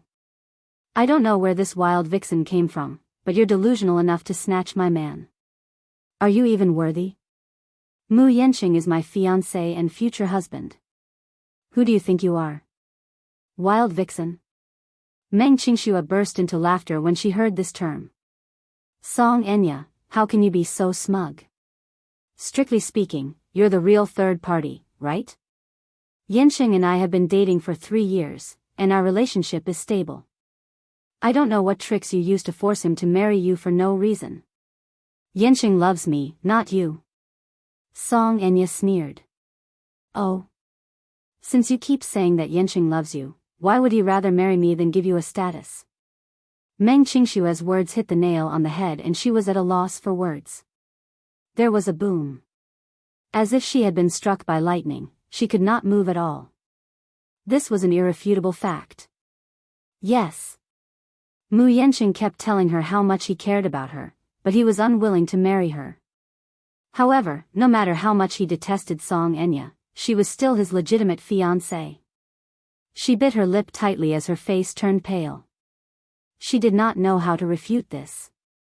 Song Enya continued aggressively, no matter how unwilling you are to admit this matter, the truth is still the truth. Do you think Mu Yanqing loves you that much? Or do you think that binding you to my side is just because I covet your youth? I admit that you do have some beauty, and Yanchen has taken a fancy to this.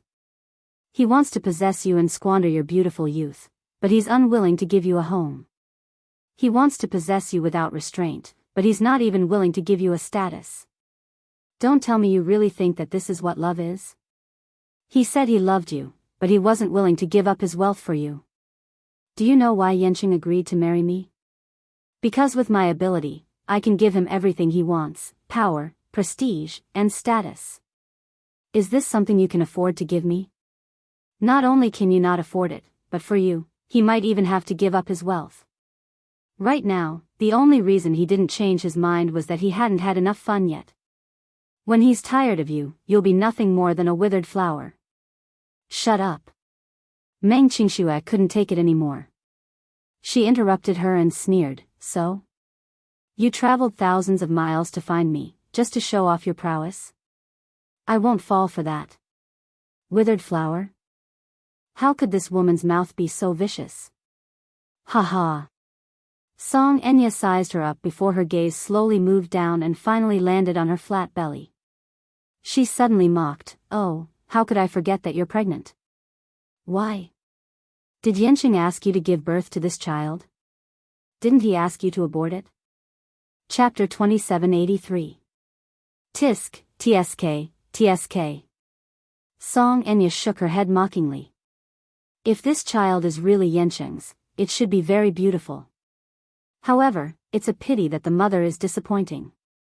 This child is destined to be a bastard from the moment it's born. You. Meng Qingxue sneered and retorted, "It's not up to you to judge whether it's a bastard or not. I'm just telling the truth." As Song Enya spoke, she stroked her lower abdomen meaningfully and smiled. It's also an unborn child. My child is destined to be doted on the moment it's born. What about the child in your stomach? It's a bastard from the moment it's born. It's destined to have no status for the rest of its life. Even if Yanqing brings the child back to the Mu family out of consideration for their relationship, it will be suppressed by my child for the rest of its life. Haha. Meng Qingxue's face turned pale. Her actions made it seem as if she was already pregnant. She exuded an extremely dazzling motherly glow from head to toe. Even though she knew very well that Song Enya was deliberately faking it. However, she really did not know that Song Enya was pregnant. She looked at Song Enya's lower abdomen suspiciously. It was also flat. If she was pregnant, it was probably not too long ago. You're pregnant? Meng Qingxue was in disbelief. Seeing her puzzled expression, Song Enya's lips curled into a smug smile as she said frankly, "Yes. I'm pregnant with Yanqing's child." Meng Qingxue's face turned pale. Song Enya became even more smug when she saw this. She snorted coldly and said, "Judging from your expression, you seem very surprised. Why? Yanqing didn't tell you about this, did he? Look, he says that he loves you, but he's not even honest with you. In that case, did Yanqing tell you about my pregnancy long ago?" Meng Qingxue asked coldly. Song Enya's expression froze. Meng Qingxue suppressed the resentment in her heart and suddenly let out a chilling laugh. "Song Enya, I thought you were very capable, but here I am. So, are you using your status and power to blackmail Yanqing into marrying you? Is this what you're capable of? I don't think you're that capable. Otherwise, why would she come all the way here to flaunt her prowess when she's pregnant? I think your relationship with Yanqing is also very distant." What? Song Enya thought that her words would anger the missy. Unexpectedly, Meng Qingxue did not fall for this trick. "Yes, Yanqing did say that he can't marry me, even though my relationship with him is a little shady. But, I'm willing to do it." Meng Qingxue paused for a moment and then sneered. "Who's the one suppressing who?" Song Enya, do you think you're so glorious now that you'll be able to make a comeback? With the passage of time, she was nothing more than a withered flower. At the end of the day, what else do you have other than your own superiority? But I'm different from you. Yanqing really likes to Yanqing. Otherwise, he wouldn't have personally come to Yen City to persuade me to come back. What? You? Meng Qingxue, you're really shameless. Song Enya was furious. Chapter 2784. As for status, those things are indeed very important. However, what I can't have now doesn't mean that I can't have it in the future. Have you heard of a third party ascending to the top? Song Enya, let's wait and see. I swear that I'll take back everything that originally belonged to me. His heart, his body, I want all of it. Along with my status. Together. If you have the guts, destroy me. Otherwise, I'll take back everything that you have now. You. Song Enya was furious. With nowhere to vent her anger, she bit her lip hard and clenched her fists. Then, with a sinister smile, she said coldly, all of you, go. Teach this shameless B*TCH a lesson. Let her know what it means by saying that trouble comes from a loose tongue.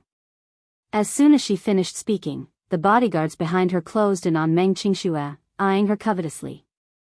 Meng Qingxue, however, did not show the slightest bit of fear. Instead, she calmly watched as they closed in and surrounded her. The next second, Mu Yanqing's cold voice came from behind. All of you, stop it. Song Enya was stunned. When she came back to her senses, she looked in the direction of the voice and saw Mu Yanqing walking toward Meng Qingxue. When he reached her side, he stopped in his tracks and raised his leg to kick the bodyguard who was about to make a move on Meng Qingxue. Get lost. The bodyguard did not lose his temper at all and dodged to the side dejectedly. No one would dare to go against the person with the highest authority in the Mu family. Mu Yanqing? Why is he here? She had found out that Meng Qingxue was in this hospital earlier, so she came here with her men. She wanted to take advantage of Mu Yanqing's return to the Mu group for a board meeting to show her who was boss. Yanqing. Song Enya was flustered and exasperated. I was wondering why I didn't see you these few days. It turns out that you've been with this B*TCH all this time. Have you forgotten about our marriage agreement? Who is this woman? You're not even married yet, and you're already flirting with other women. Mu Yanqing, let's see how you're going to explain this to me. She spoke in a righteous manner, as if she was a first wife who had caught an adulterer in the act. The man swept a cold glance at her and sneered. Song Enya, we're not married yet. There wasn't even an engagement. Don't talk to me in such a tone. You don't have the qualifications to do that. You. Song Enya sneered in anger. Are you speaking up for this wild woman? Don't forget that I'm your legitimate fiancé. And she. Shut up. Mu Yanqing was obviously protecting Meng Qingxue, and his tone towards Song Enya was extremely nasty. Song Enya's heart ached even more when she saw this. When Meng Qingxue saw him, she immediately hugged him aggrievedly. Burying her head in his chest, she sobbed, Yanqing, you're here. You came at the right time. If you came one step later, I'm afraid I won't be able to keep the child in my stomach. You know what? She said, I'm a wild vixen, you're playing with my feelings. She even said that the child in my stomach was a bastard and that it would be a bastard the moment it was born. But I don't understand. If this child is a bastard, then as the child's father, wouldn't she be insulting you? I couldn't stand it, so I retorted a few times. She flew into a rage and said that she wanted to abort my child. I was so scared. She pretended to be weak and helpless. Mu Yanqing's heart ached when he saw this. Chapter 2785. This B*TCH really knows how to sow discord. When did she say that she wanted to get rid of the child in her womb? Bastard child? When Mu Yanqing heard this, he laughed out of anger. He glanced coldly at Song Enya and said without thinking, if Qingxue is pregnant with a bastard child, then what about the one in your womb? At the very least, the child in her womb was personally conceived by me. Let me tell you, I admit to this child. Furthermore, I'll take good care of it. As for the child in your womb, I've never touched you. What dirty and despicable means did you use to conceive it? You know very well in your heart. What? Meng Qingxue seized the opportunity to ask. She said that the child in her womb is yours? Why? Isn't it yours? The child is mine. But I've never touched her. Mu Yanqing said coldly. As for how the child came about, she knows very well in her heart. Mu Yanqing. Song Enya could not take it anymore and questioned hysterically, must you stand on her side and defend her? Mu Yanqing, do you have a conscience? I'm pregnant with your child, too. No matter how this child came about, it's still your flesh and blood and has your blood flowing in it. How can you be so cruel and heartless? Cruel and heartless? Mu Yanqing sneered. Song Enya, don't make it sound so dignified. It's as if I have to marry you. You have to know that if you hadn't used such despicable means, I wouldn't have taken a liking to a filthy woman like you. I'm warning you, don't play any more tricks. Otherwise, don't blame me for being rude to you. You. She could not refute his coldness. She could not help but clench her fists so hard that her sharp nails almost dug into her palms. She sucked in a few breaths of cold air and suddenly said fiercely, Mu Yanqing, you win. Just you wait and see. With that, the Missy stormed off in a huff.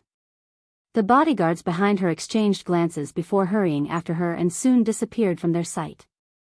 It was only after Song Enya left that Meng Qingxue regained her cool demeanor. She pushed him away unhappily and walked to the side with an awkward look on her face. Mu Yanqing walked over and held her shoulders. Straightening her body, he asked patiently, what's wrong? Did she make you angry? What else? Meng Qingxue smiled faintly. Mu Yanqing, you're really amazing. Do you think it's still ancient times? Do they still practice polygamy? Today, there was Song Enya, tomorrow, there would be another Li Enya. What should I do? I don't even have a status. Do I deserve to be trampled under their feet? Don't overthink it. However, Meng Qingxue did not listen to his superficial words.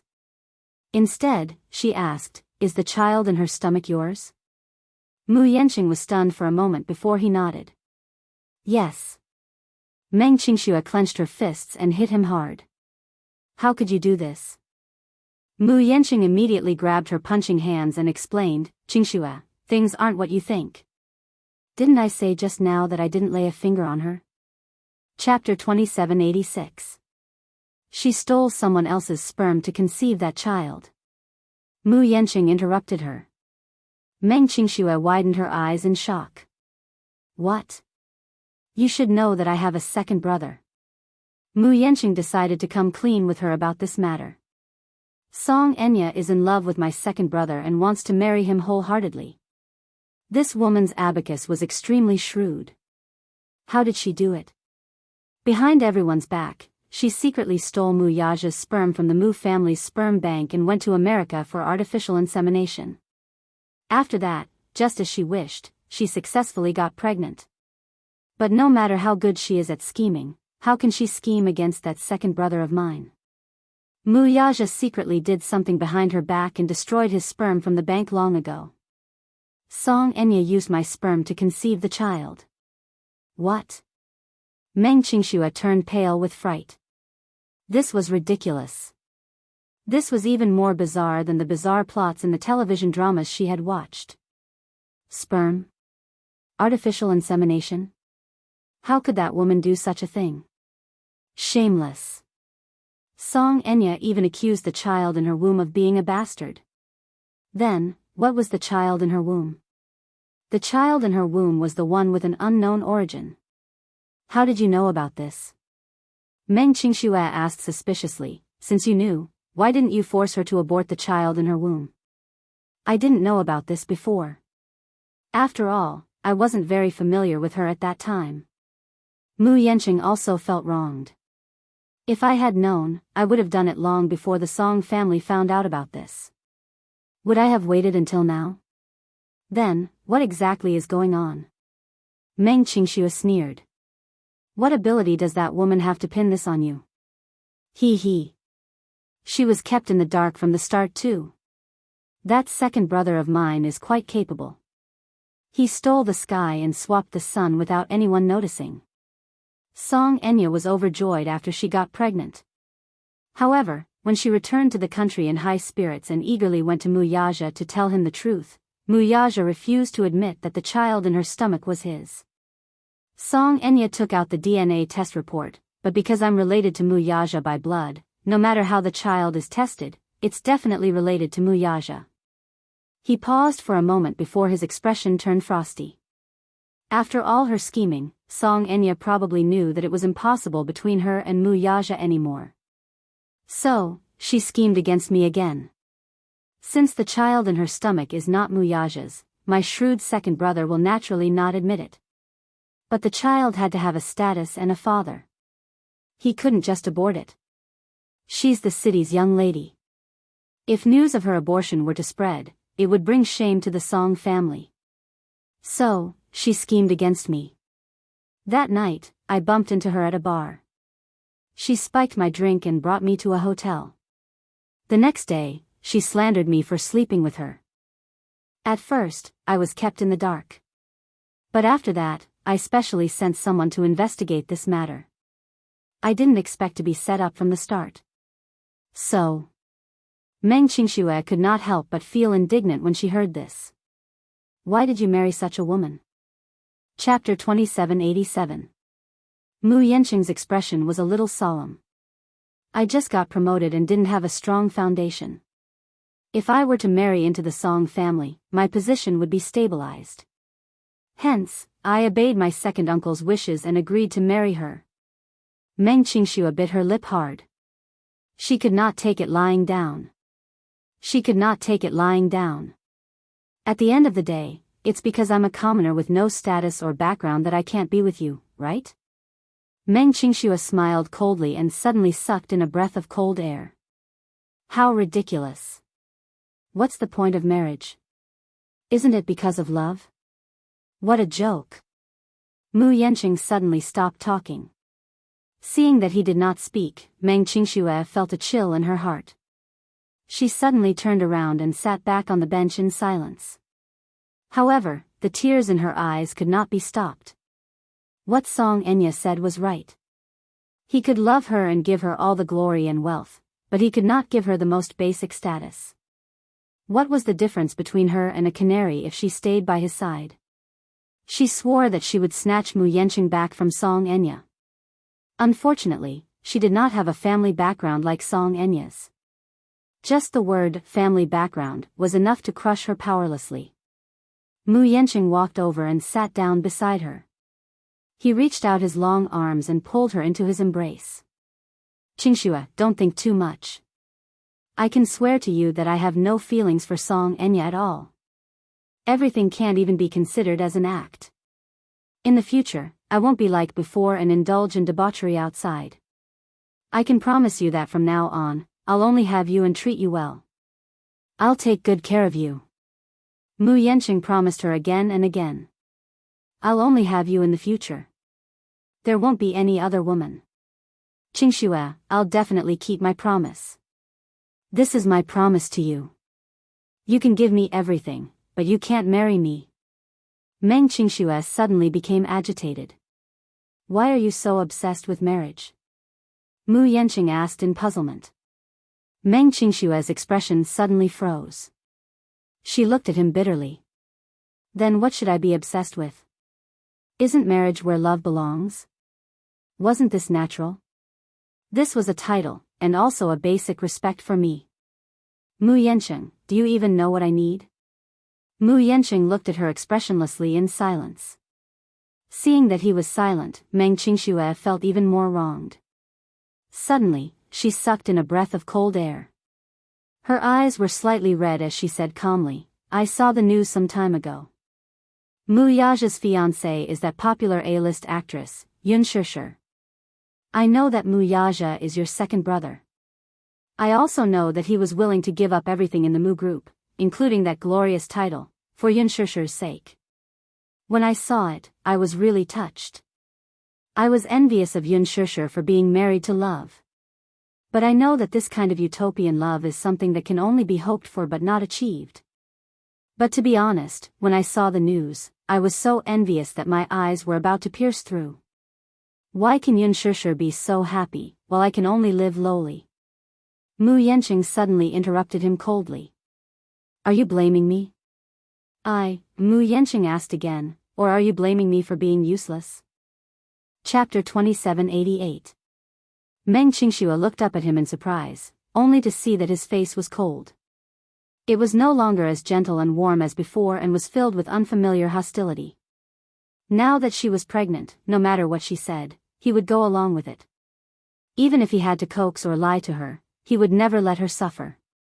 However, his pride could not tolerate comparing him to Muyaja.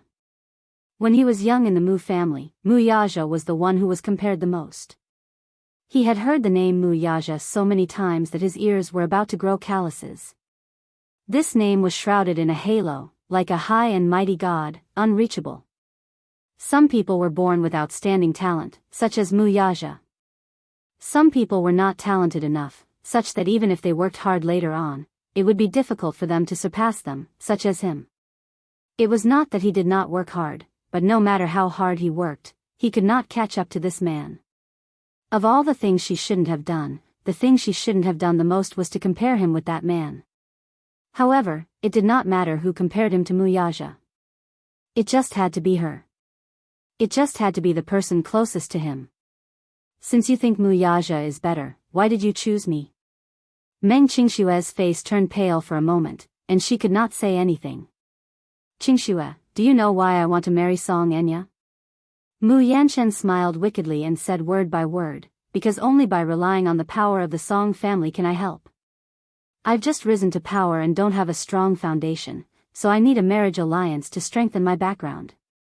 Do you understand?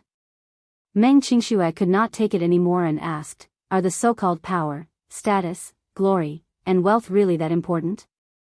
Power, status, glory, and wealth? Not important? Mu Yanqing sneered. Do you still remember? Back then, when you signed with the modeling agency, how much did I have to pay for the breach of contract? Meng Qingxue's lips trembled. 300,000. What I didn't tell you was that the boss of the modeling agency raised the price and demanded 2 million before he would let you go. If I hadn't used some means to pressure them, 300,000? Do you want to leave? Do you remember the man you offended at the bar? Meng Qingxue recalled for a while in a daze. That's right. Back when she had accompanied Mu Yanqing to a bar, a middle-aged man happened to be sitting in the private room next door. When Mu Yanqing was dragged away to socialize, the man took the opportunity to take advantage of her under the influence of alcohol. In a fit of anger, she gave him 2 tight slaps across the face, causing the old man's eardrums to perforate. However, she did not expect him to be a high-ranking official in a certain company. In a fit of anger, he decided to teach her a lesson.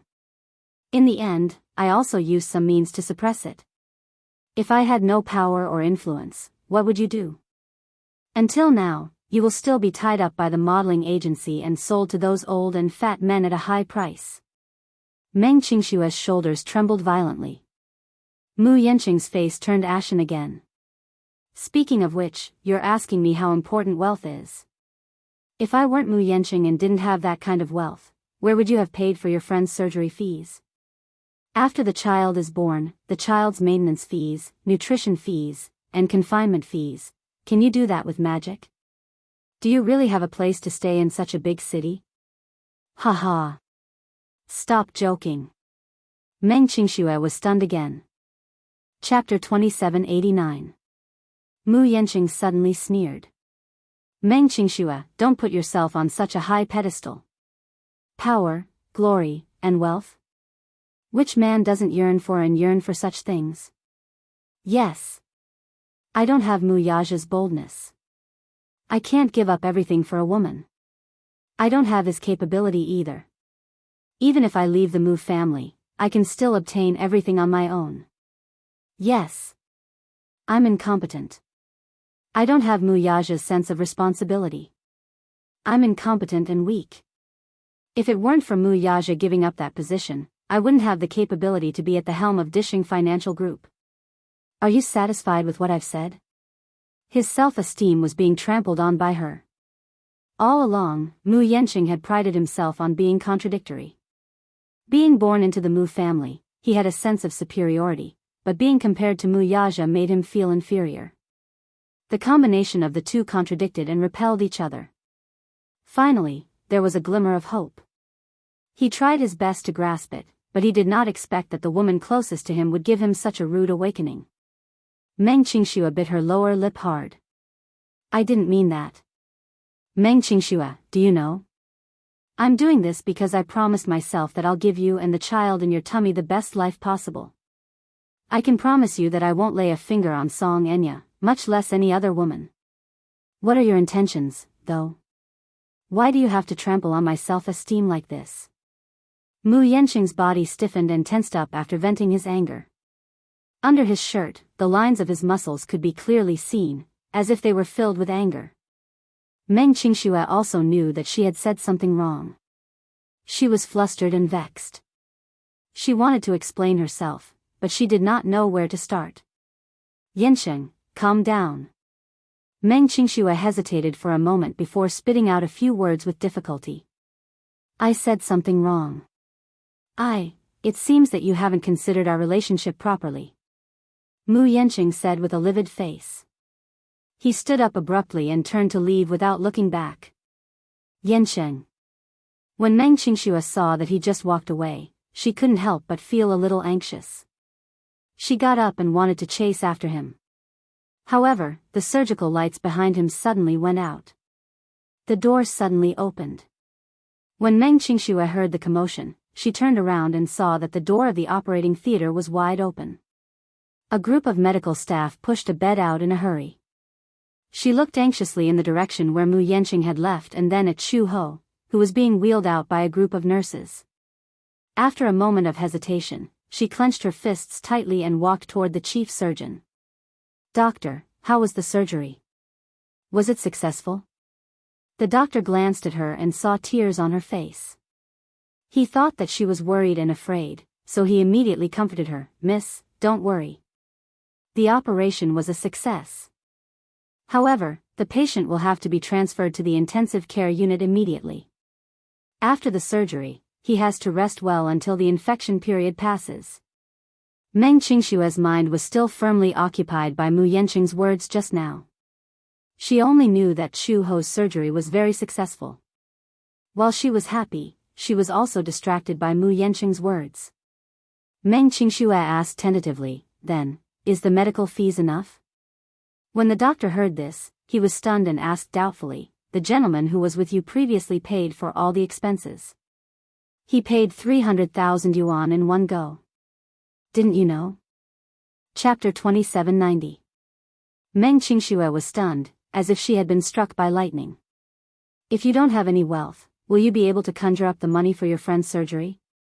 Wasn't the doctor's words a wake-up call for her as well? Meng Qingxue's heart suddenly clenched. Her breathing quickened and she was about to suffocate.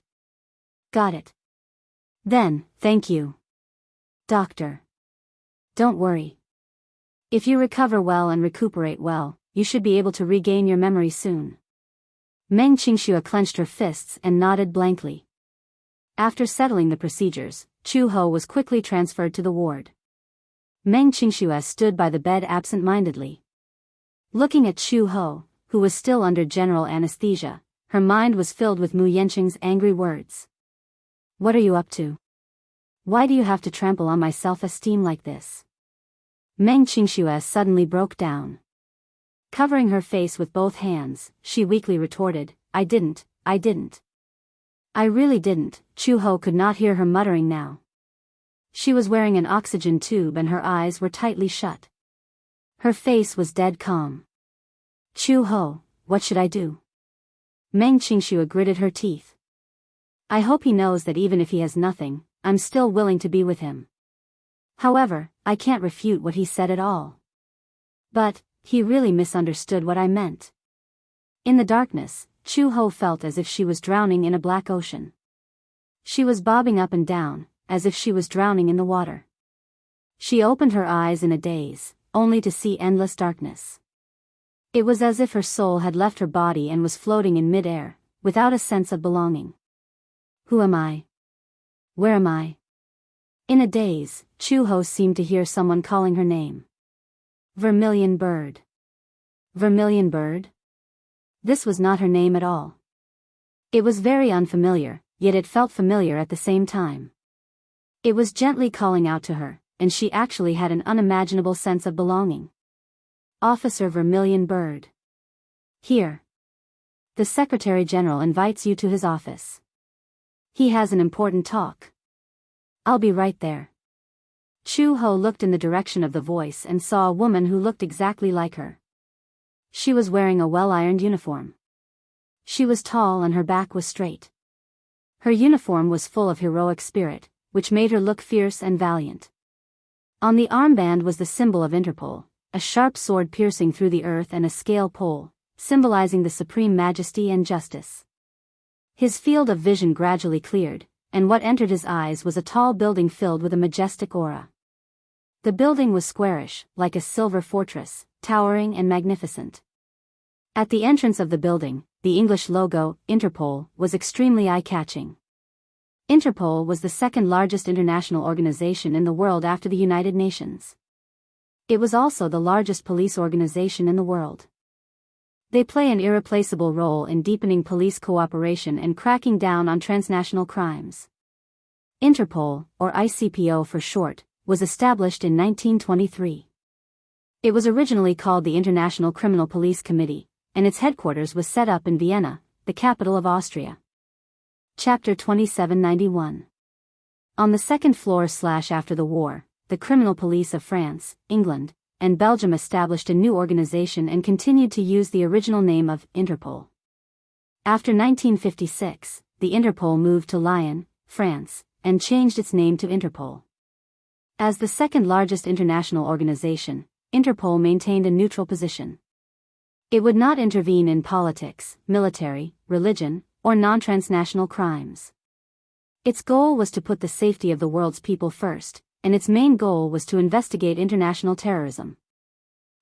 Terrorist activities, organized crimes, such as drugs. Let's go.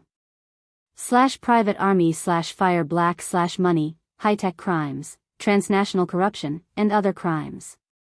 Interpol held a plenary meeting every year and often held various international and regional seminars. The organization maintained a close relationship with the Central Bureau of each country and organized international manhunts. Was an emergency warrant used by Interpol to fight international crimes. One of the most important branches of Interpol was the Anti-Mafia Group. As the top anti-mafia inspector in the organization, Vermilion Bird's name was prominent. President's Office. Vermilion Bird stood at the door and gently knocked. Come in. Vermilion Bird pushed the door open and walked to the desk. She looked at the middle-aged Asian man sitting on the chair and raised her hand to salute him. Sir. This man was the new president of Interpol, Liu Yanwei.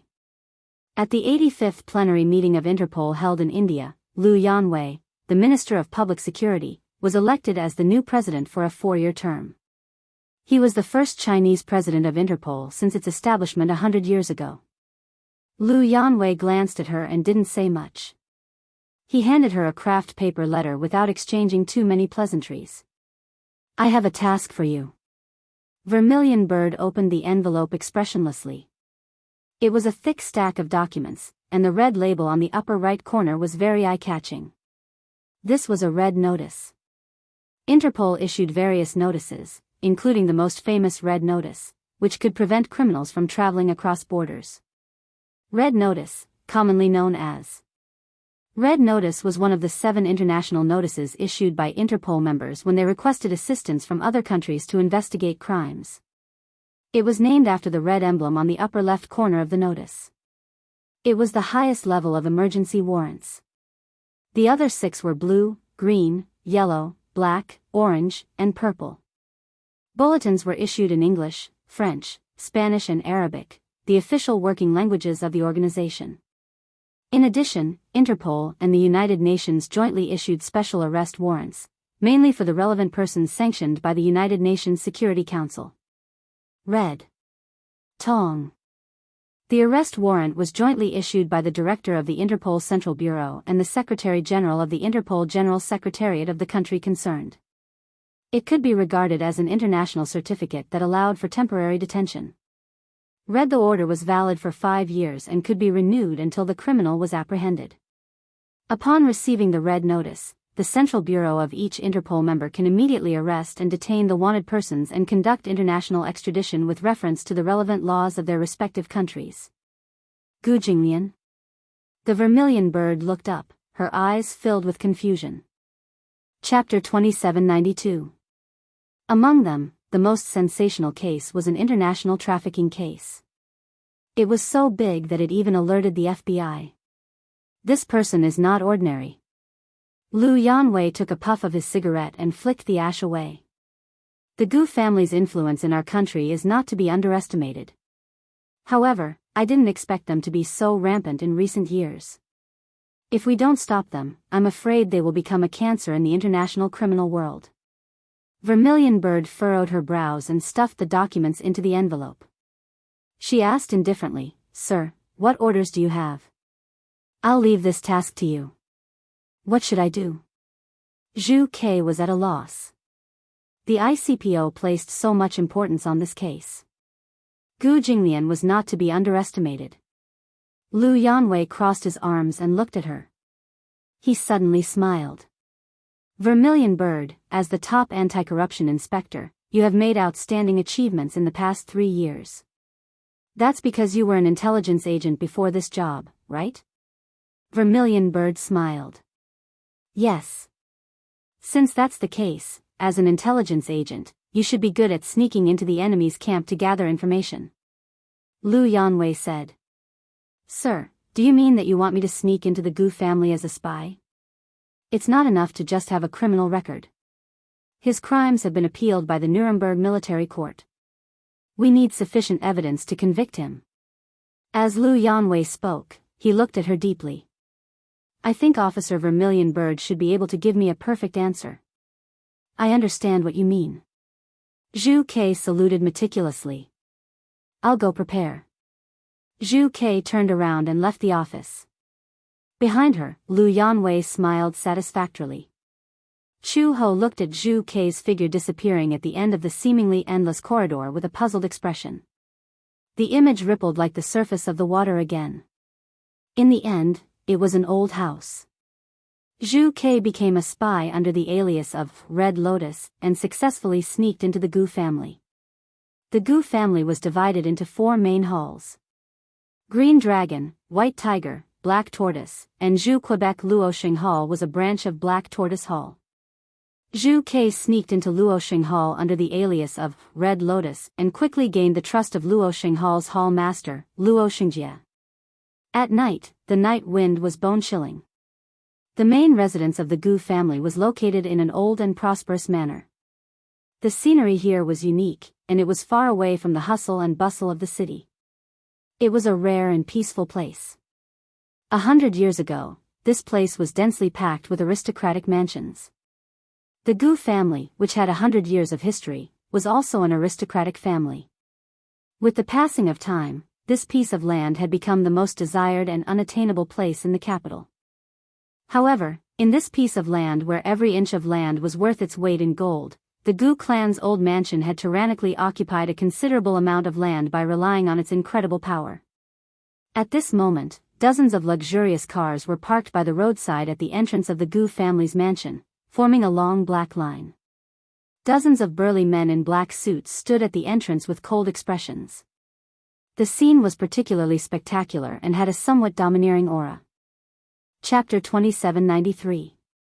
Regarding the ascension of the family head, the current head of the Gu family, Gu Liancheng, once again gathered all the ministers, elders, and hall masters of the 4 halls for a cabinet meeting. At the mention of Gu Liancheng, people said that the Mu and Gu families had different surnames but the same name. Although the Gu and Mu families did not have any feud, the two families had a sense of tit-for-tat. When Mu Xing was happy to have a son and named Mu Lianqing, it was during Mu Lianqing's 100th birthday celebration, which coincided with Gu Lianqing's birth.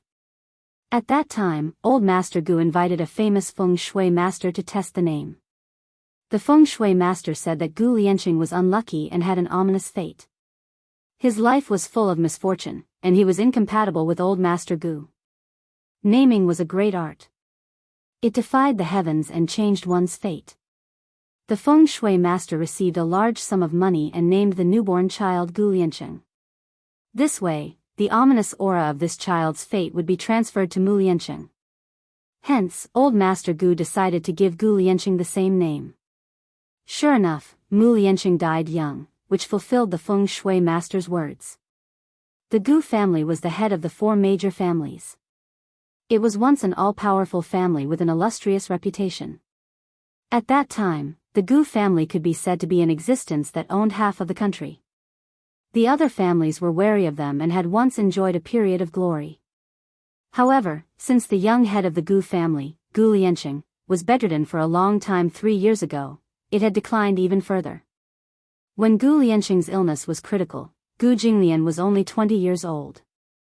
At that time, if Gu Lianqing passed away, Gu Jinglian would naturally be the one to inherit the Gu family's ruling power. There were only two conditions to inherit the Gu family's head. One of them was to be a legitimate son. At that time, Gu Lianqing only had 2 sons. One was Gu Jinglian, and the other was a concubine's son, Gu Xingze. Gu Xingze was born and raised abroad because of his concubine's identity.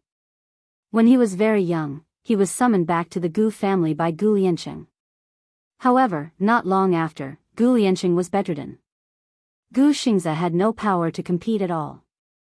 Gu Jinglian did not take Gu Xingze seriously at all.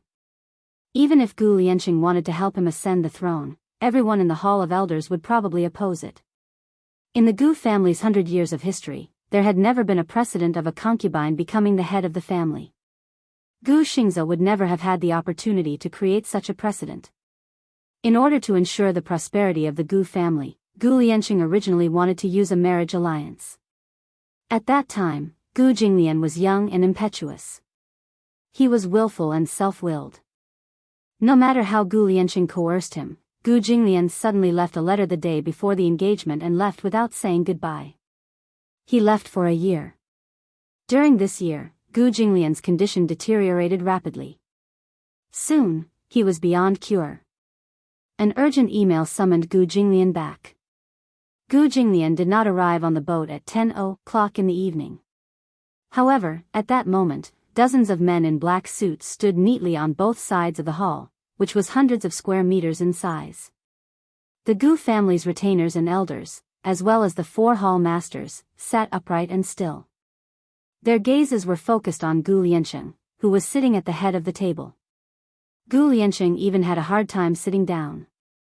He sat awkwardly on the imperial dragon-carved wooden chair with a gloomy expression. Chapter 2794. After drinking a cup of tea, he slowly opened his mouth. I've gathered everyone here today for no other reason than that it's time to make a decision. Gu Lianqing paused. To decide on the new head of the Gu family. Beijing, Victoria Harbor. A row of black cars was parked quietly by the harbor. Late at night, everything was silent. The evening breeze of early autumn brought with it a bone-chilling coldness. A few rows of men in black suits stood side by side beside the cars.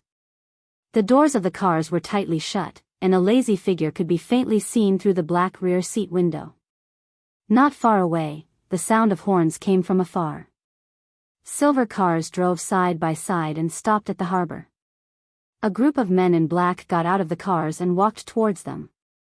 A tall man in a suit walked to the car door, bowed respectfully, and said in a deep voice, "Young master, Luo Xingjie and the rest are here." The car window slowly rolled down, revealing a handsome and delicate face. Gu Jinglian was wearing sunglasses, but his exquisite facial features could still be seen. They were so perfect that there was not a single flaw to be found.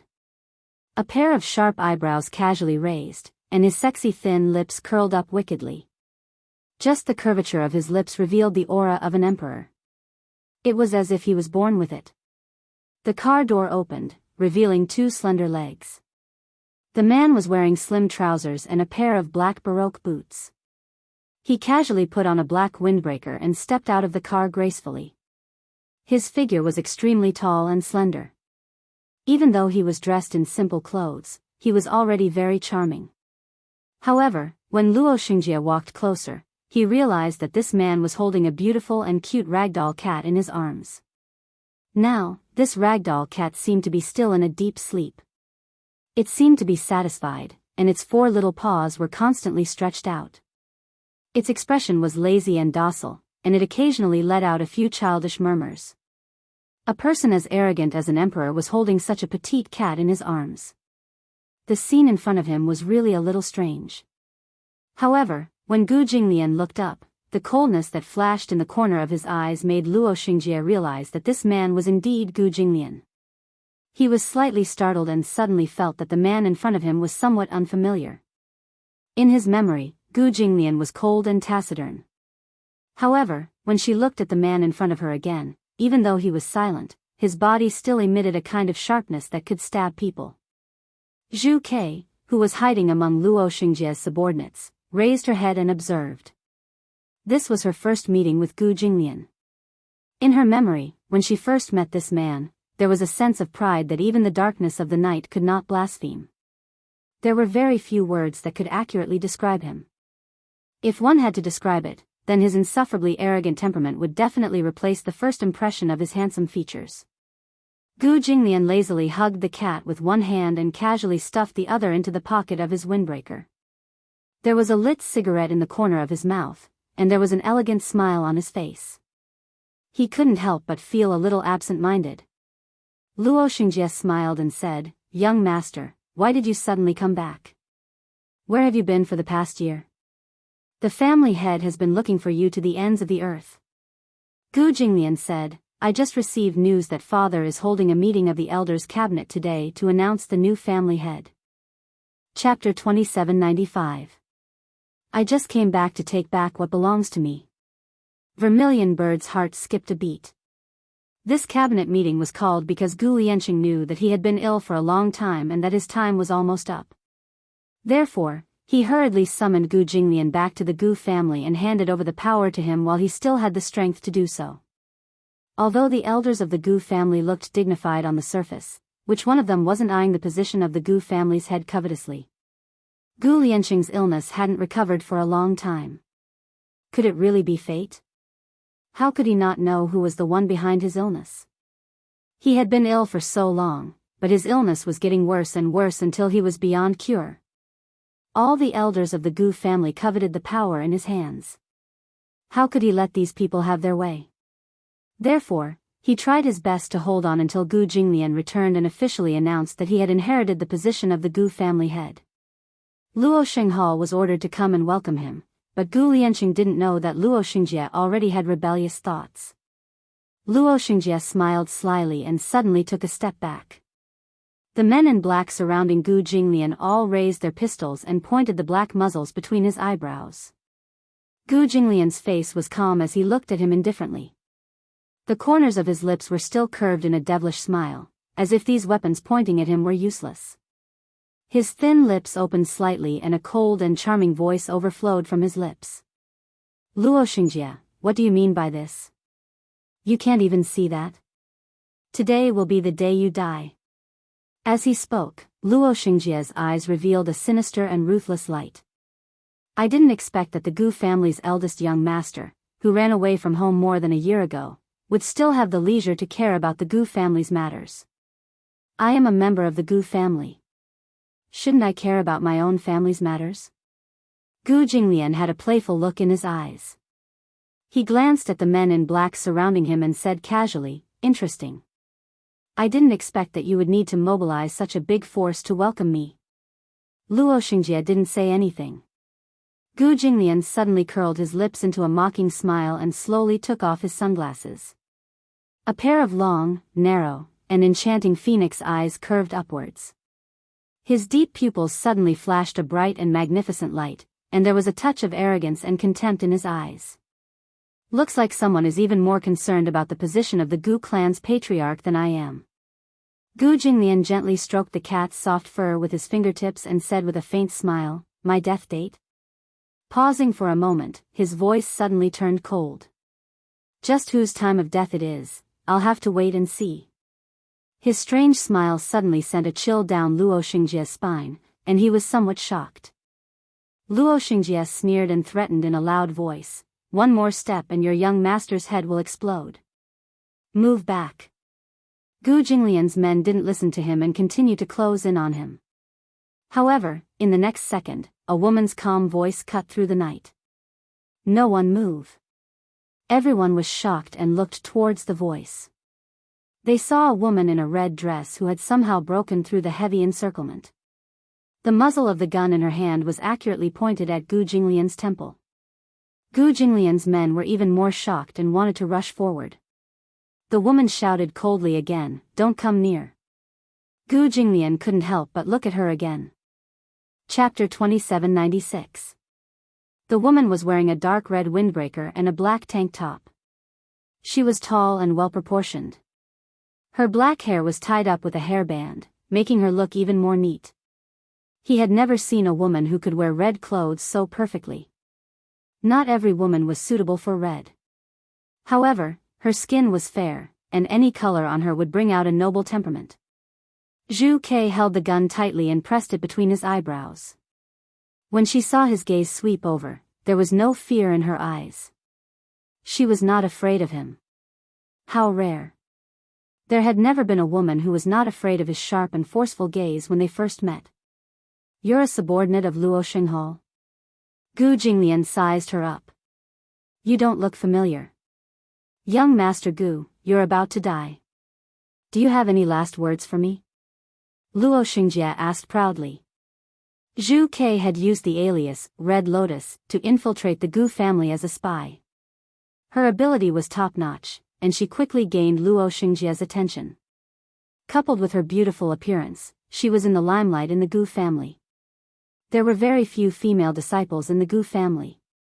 However, women like Zhu Ke were few and far between. Gu Jinglian completely ignored Luo Xingjie and sized up Zhu Ke with a faint gaze. Suddenly, he curled his lips into a faint smile. "Are you sure you want to do this?" Zhu Ke's eyes suddenly had a hint of hesitation. This hesitation fell into his eyes. "Red Lotus. Kill him." As soon as he finished speaking, Luo Xingjie signaled with his eyes. His subordinates tightened their encirclement, and the black muzzle was aimed at the center of the woman's eyebrows. As long as Luo Xingjie gave the order, the man in front of him would become a corpse. Red Lotus? So this woman's name was Red Lotus. Gu Jinglian curled his lips slightly and suddenly lowered his head. He gently leaned close to Mao Er's ear and said casually, "Red Lotus, kill him." "Young Master Gu, could it be that you're mistaken? Red Lotus is my subordinate. She will never betray me." "You betrayed father, so why are you so sure that your subordinates won't betray you?" Gu Jinglian asked slowly. Luo Xingjie laughed wildly, but before he could enjoy himself, Vermilion Bird suddenly turned around and pointed the gun at him.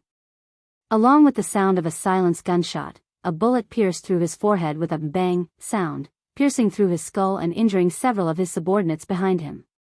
Gu Jinglian's eyes suddenly flashed with a cold light. He pulled off the windbreaker draped over his shoulders with one hand. In the blink of an eye, the port was filled with smoke. Luo Xinghao's plan was very good, but it didn't mean that Gu Jinglian would let himself be schemed against. When he returned to the Gu family this time, he had made thorough preparations. He had long expected that there would be people who would want to rebel.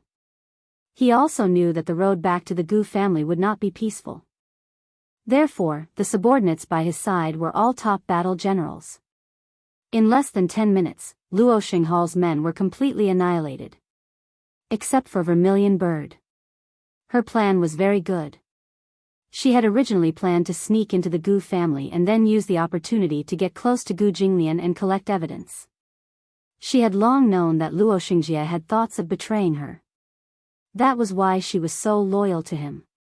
She wanted to use this opportunity to gain Gu Jinglian's trust by betraying her master for glory. Blood flowed like a river on the ground, and there were seriously injured people lying on the ground. Chapter 2797. Before he came back, he had already asked his subordinates to spread the news. However, he did not expect that there would be such a special, welcome ceremony today. He actually wanted to silence her before she returned to the Gu family. Naively, he thought that he could tamper with the Gu family's history. Interesting. Who was Luo Xingjie's subordinate? He could not remember. However, he could not think of anyone else who would have the guts to do such a thing except for the cabinet elders. A tattered red windbreaker was scattered on the ground. In the chaotic battle, Zhu Ke had been shot in the arm and was slightly injured. Cold footsteps approached. Time seemed to stop at this moment. She looked up in surprise and saw Gu Jinglian standing in front of her, raising his eyebrows slightly. You previously sought refuge with Luo Xingjie. Zhu Ke lowered her head and said bluntly, yes, I am a disciple of Luo Xinghao. However, why did you choose me a few minutes ago? Why did you choose to betray Luo Xinghao? Gu Jinglian asked again, seemingly puzzled. Zhu Ke looked up and suddenly curled her lips. Because you are stronger than him. Oh. Gu Jinglian raised his eyebrows, his expression unperturbed. He suddenly sneered. According to my methods, once any branch of the family has the intention to betray, I should eliminate them completely to prevent future troubles. However, the topic changed and Gu Jinglian looked at her. However, I think you are quite pleasing to the eye. Zhu Ke immediately offered her loyalty. Young master, let me follow you. I am willing to be your loyal subordinate. Gu Jinglian was silent for a moment before he suddenly turned around and said, tomorrow, you will be glad of your decision. Zhu Ke immediately stood up and looked at his back. Why? However, she heard him say, because I will destroy all those who have disloyal thoughts to me. I hope you are loyal enough to me. Otherwise, even if you saved me, I will destroy you. Leave no room for negotiation. Otherwise, I will destroy you with my own hands. Leave no room for negotiation. Chu Ho abruptly opened her eyes, and her pupils violently contracted. When she saw the snow-white ceiling, she abruptly sat up on the bed. Her movements were too violent, and she accidentally broke free of the foredrip. There was a retention needle in her wrist. The needle fell off from the retention needle. Blood gushed up and splattered on the white bedsheet. It was very eye-catching. Chu Ho's breathing quickened. She closed her eyes and quickly realized that she had just had a long nightmare. She was suddenly awakened by the dream and had a splitting headache. It was as if her head was about to explode. In the dream, the memories that had been sealed away for 5 years rushed into her mind like a cocoon breaking out. Scenes flashed before her eyes like a revolving lantern. Gu Jinglian, the Gu family, Luo Xinghao, Interpol, Lu Yanwei. Vermilion bird. Chu Ho clutched his head, which seemed to have been torn apart by something. His eyes were bloodshot and ferocious. Vermilion bird. Vermilion bird. This name kept surging in her mind. Finally, it turned into a vivid image in her mind.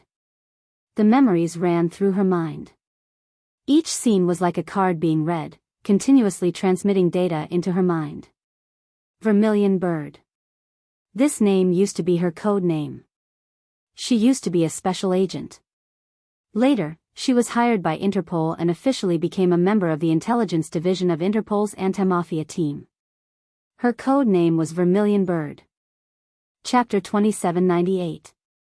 Within 3 years, due to her outstanding achievements, she was promoted and officially appointed as the highest-ranking anti-crime inspector. Vermilion Bird was just a code name. However, in the FBI's records, there were 2 people with the code name Vermilion Bird. One was the senior officer of the Hurricane Group, Vermilion Bird. The other was her, Interpol's anti-crime inspector, Vermilion Bird. In order to distinguish the 2 Vermilion Birds, she was also known as White Bird, while the one from the hurricane group was known as Black Bird. Although the two of them had never met before, they were often compared. After all, they were both vermilion birds. Although one was an anti-crime inspector and the other was a top mercenary in the military, their abilities were on par. If they had the chance to meet, they would definitely be strong opponents. The sound of Chu Ho waking up woke up Meng Qingxue, who was lying next to him. She didn't know when she had fallen asleep. Perhaps she was tired from watching over Chu Ho, so she fell asleep without anyone noticing. She raised her head abruptly and saw that Chu Ho had woken up. She was so shocked that she stood up immediately. Chu Ho, you're awake. Meng Qingxue was extremely shocked. She remembered the doctor saying that with Chu Ho's physical condition, no matter how good his physical fitness was, because the wound was on his head, it would inevitably damage his vitality. Therefore, he wouldn't be able to wake up for a while. The blood clot was drained and the hematoma was crushed. However, there was still a small part of the hematoma that needed time to dissipate. She asked how long it would take for him to wake up. The doctor said that it would take at least one night. However, it was only 7:00 in the evening and he was already awake. Meng Qingxue was scared out of her wits by her sturdy physique. How do you feel? She asked anxiously. Chu Ho held his heavy head and asked himself, why am I in the hospital? Have you forgotten what happened before? When Chu Ho heard this, he couldn't help but recall what had happened before he fainted. The police station, Xiaobao Chu, it seemed that he had not slept well for several days and nights. Coupled with excessive anxiety, he had actually fainted. However, when he woke up, he felt that his body had undergone an earth-shaking change. For example, the side of his head was unbelievably painful. However, she was used to enduring pain. No matter how painful it was, she would not make a sound. When she was in the training base, her pain tolerance was extremely high. The doctor said that her reaction to pain was naturally indifferent. No matter how painful it was, to her, it was only about 1/3 of a normal person's pain. Even so, the pain in his head was still unimaginable. The effects of the anesthetic had just worn off. Usually, at this time, patients who had also undergone this kind of surgery would not be able to fully wake up. Even if they woke up, they would go crazy because of the pain of the wound. They would even rely heavily on painkillers and tranquilizers. She couldn't help but reach out to touch it, but her fingertips touched a thick layer of gauze. What exactly happened to her? What had happened to her body while she was unconscious? Don't move. Chapter 2799. Chu Ho was stunned. She slowly put her hand down and frowned. Do you have a mirror? Her voice was colder than she remembered. Meng Qingxue couldn't help but be stunned for a moment. She didn't know why, but compared to the Chu Ho in her memory, this person in front of her seemed a little unfamiliar. She was cold and her gaze was deep. She was like the dark queen of the night. Chu Ho had never spoken to her in such a cold tone. She didn't know if it was because of the surgery, but Chu Ho's temperament had changed drastically. Meng Qingxue hurriedly brought her a mirror. Chu Ho picked up the mirror and looked at herself. She realized that the right side of her head was covered with a thick layer of gauze. Her complexion didn't look good, especially her lips, which seemed to be covered with a thick layer of rouge. Meng Qingxue didn't know how she was recovering, so she asked in a roundabout way. The doctor said that after you recover from the surgery, you might not be able to regain your memory immediately. However, if you recover well, your memory will definitely be fully recovered. Chu Ho interrupted her abruptly and asked slowly, how long will it take for me to fully recover? Huh? Meng Qingxue looked confused. She didn't know how much she would recover when she said, fully recover. The doctor didn't say when I can be discharged? At least after the stitches are removed? The doctor said that the stitches can be removed in a week. As long as you remove them properly, you should recover faster than a normal person. Chu Ho heard this and nodded. However, to her surprise, right after Meng Qingxue said that the stitches could only be removed in a week, Chu Ho obediently lay back on the bed and closed his eyes. His sleeping posture was ramrod straight, and he actually had the posture of a soldier. This was something that Meng Qingxue had never seen on Chu Ho before. Chu Ho's attitude towards her was so unfamiliar. Could it be that he had already forgotten who she was? Just as Meng Qingxue was letting her imagination run wild, Chu Ho suddenly opened his eyes and said in a low voice, "Qingxue." "Yes." When Meng Qingxue heard her call her name, she immediately went up to her excitedly and asked softly, "I'm here, Chu Ho. What do you want to say?" Earlier, she was still wondering if Chu Ho would forget about her because he remembered the past after the surgery. The doctor said that during the recovery period after the operation, because the blood clot disappeared all of a sudden, the blood vessels and cranial nerves were no longer under pressure. Gradually, the lost memories would be regained. However, some of these patients were lucky enough to remember what happened before, but they forgot what happened later. That's great. Chu Ho still remembered her. "Chu Ho, is there anything you want to say to me or ask me?" As soon as Meng Qingxue finished speaking, Chu Ho said calmly, "I've remembered everything." Meng Qingxue's expression suddenly froze. So fast? The doctor said that you might not be able to recover your memory immediately after the operation. Your body is also. "Qingxue," Chu Ho said calmly, "I remember who that man is." That man? For a moment, Meng Qingxue did not realize who she was referring to. Chu Ho said, "Xiao Bao's biological father." Meng Qingxue stared at her, dumbfounded. "You finally remember?" Chapter 2800. Although his tone was calm and indifferent, the humiliation and hatred in his words were unforgettable. Meng Qingxue trembled in fear. "Do you still remember that man's name?" Chu Ho's chest heaved heavily. Suddenly, his thin lips opened slightly and a name escaped his mouth. Gu Jinglian. Gu Jinglian? In the CEO's office of Xingyu Financial Group, Mu Yaja sized up Lu Jinyu, who was standing in front of him, in surprise. Lu Jinyu nodded and said, "Yes. I heard that some time ago, he washed the dragon sect with blood. In one night, the dragon sect suffered heavy casualties. Long Si was furious. In order to take revenge, he led his men to the biggest casino under the Gu family. In the end, they were all wiped out. Long Si was left alive, but he was brought back to the Gu family. At this moment, I'm afraid he's being tortured by Gu Jinglian to the point where he's better off dead." Mu Yaja's lips twitched and he suddenly commented, "No matter how depressed he is, he can't provoke that devil." Lu Jinyu silently cursed in his heart. "Boss, you still have the cheek to say that. Compared to a devil like Gu Jinglian, a super masochist like you isn't much better." Both of them were equally ruthless. Offending either one would not end well.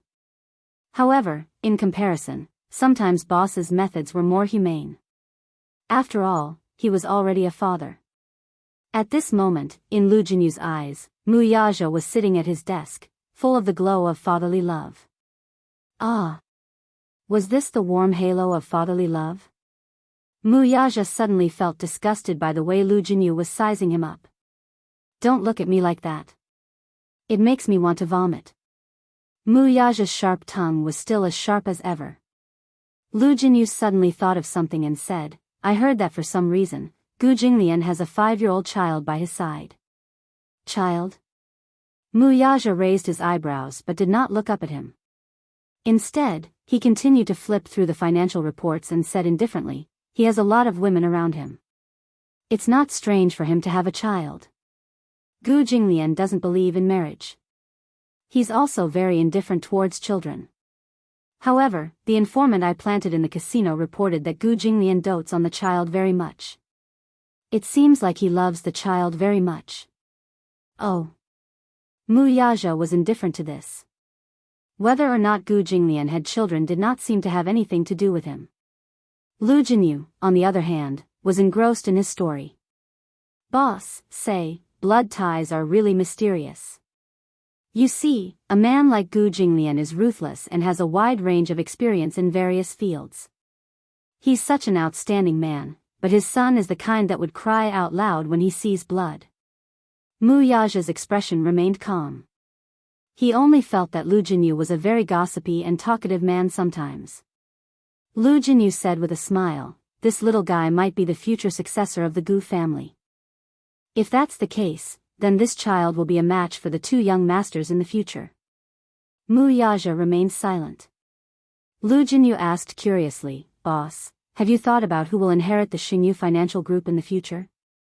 Mu Yaja glanced at him sideways. "What do you think?"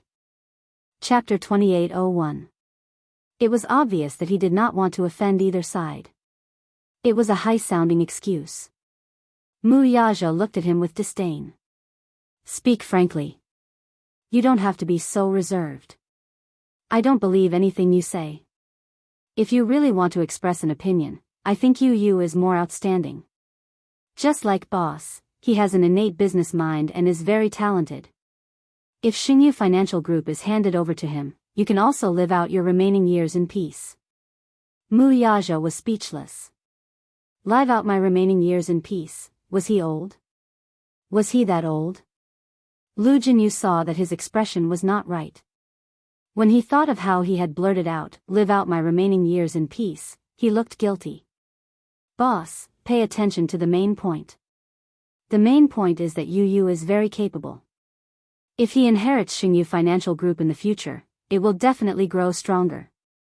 "I think so too." Mu Yaja casually placed the financial report on the table, stood up slowly, and walked to the floor-to-ceiling window. The headquarters of Xingyu Financial Group was located in a skyscraper on the bustling financial street. The CEO's office was located on the highest floor.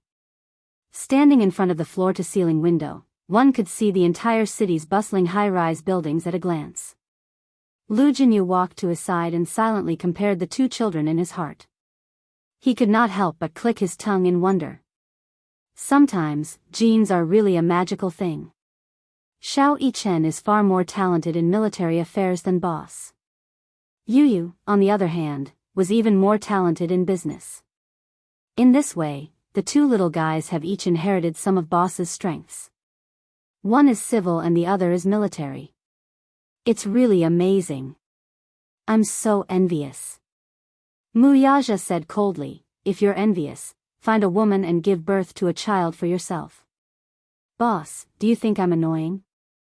Have you taken the wrong medicine these 2 days?" Mu Yaja raised one hand and pointed at the clock on his wrist with the other. He said coldly, "You've been talking non-stop since an hour ago when you came in and handed me the financial report. I'm already being merciful by not kicking you out. Boss, this is too much. As a loner, I can only watch you and sister-in-law being lovey-dovey all day long. What's even more infuriating is that you have 2 smart sons. I can't even envy you, but I can't even complain a little. It's not like there are no women chasing after you." "That's true, but..." Lu Jinyu complained. "For the past 2 months, I've been either attending meetings or working overtime. Boss, tell me, how can I find time to date when I've been so busy?" "You're so busy every day that you don't even have time for a date." He didn't even have time for a date. It was time for a one-night stand. This man rarely had a serious relationship. Perhaps it was because he lacked the patience to deal with women. To him, women were a species that he would only think of when he was lonely. However, he could already tell that Lu Jinyu had only one motive for complaining and nagging so much. Protesting against overtime. He snorted, "Continue." Chapter 2802. "But boss, don't you think that I've been working too much overtime recently? I worked for 13 hours yesterday, and I went back and read my emails for more than an hour.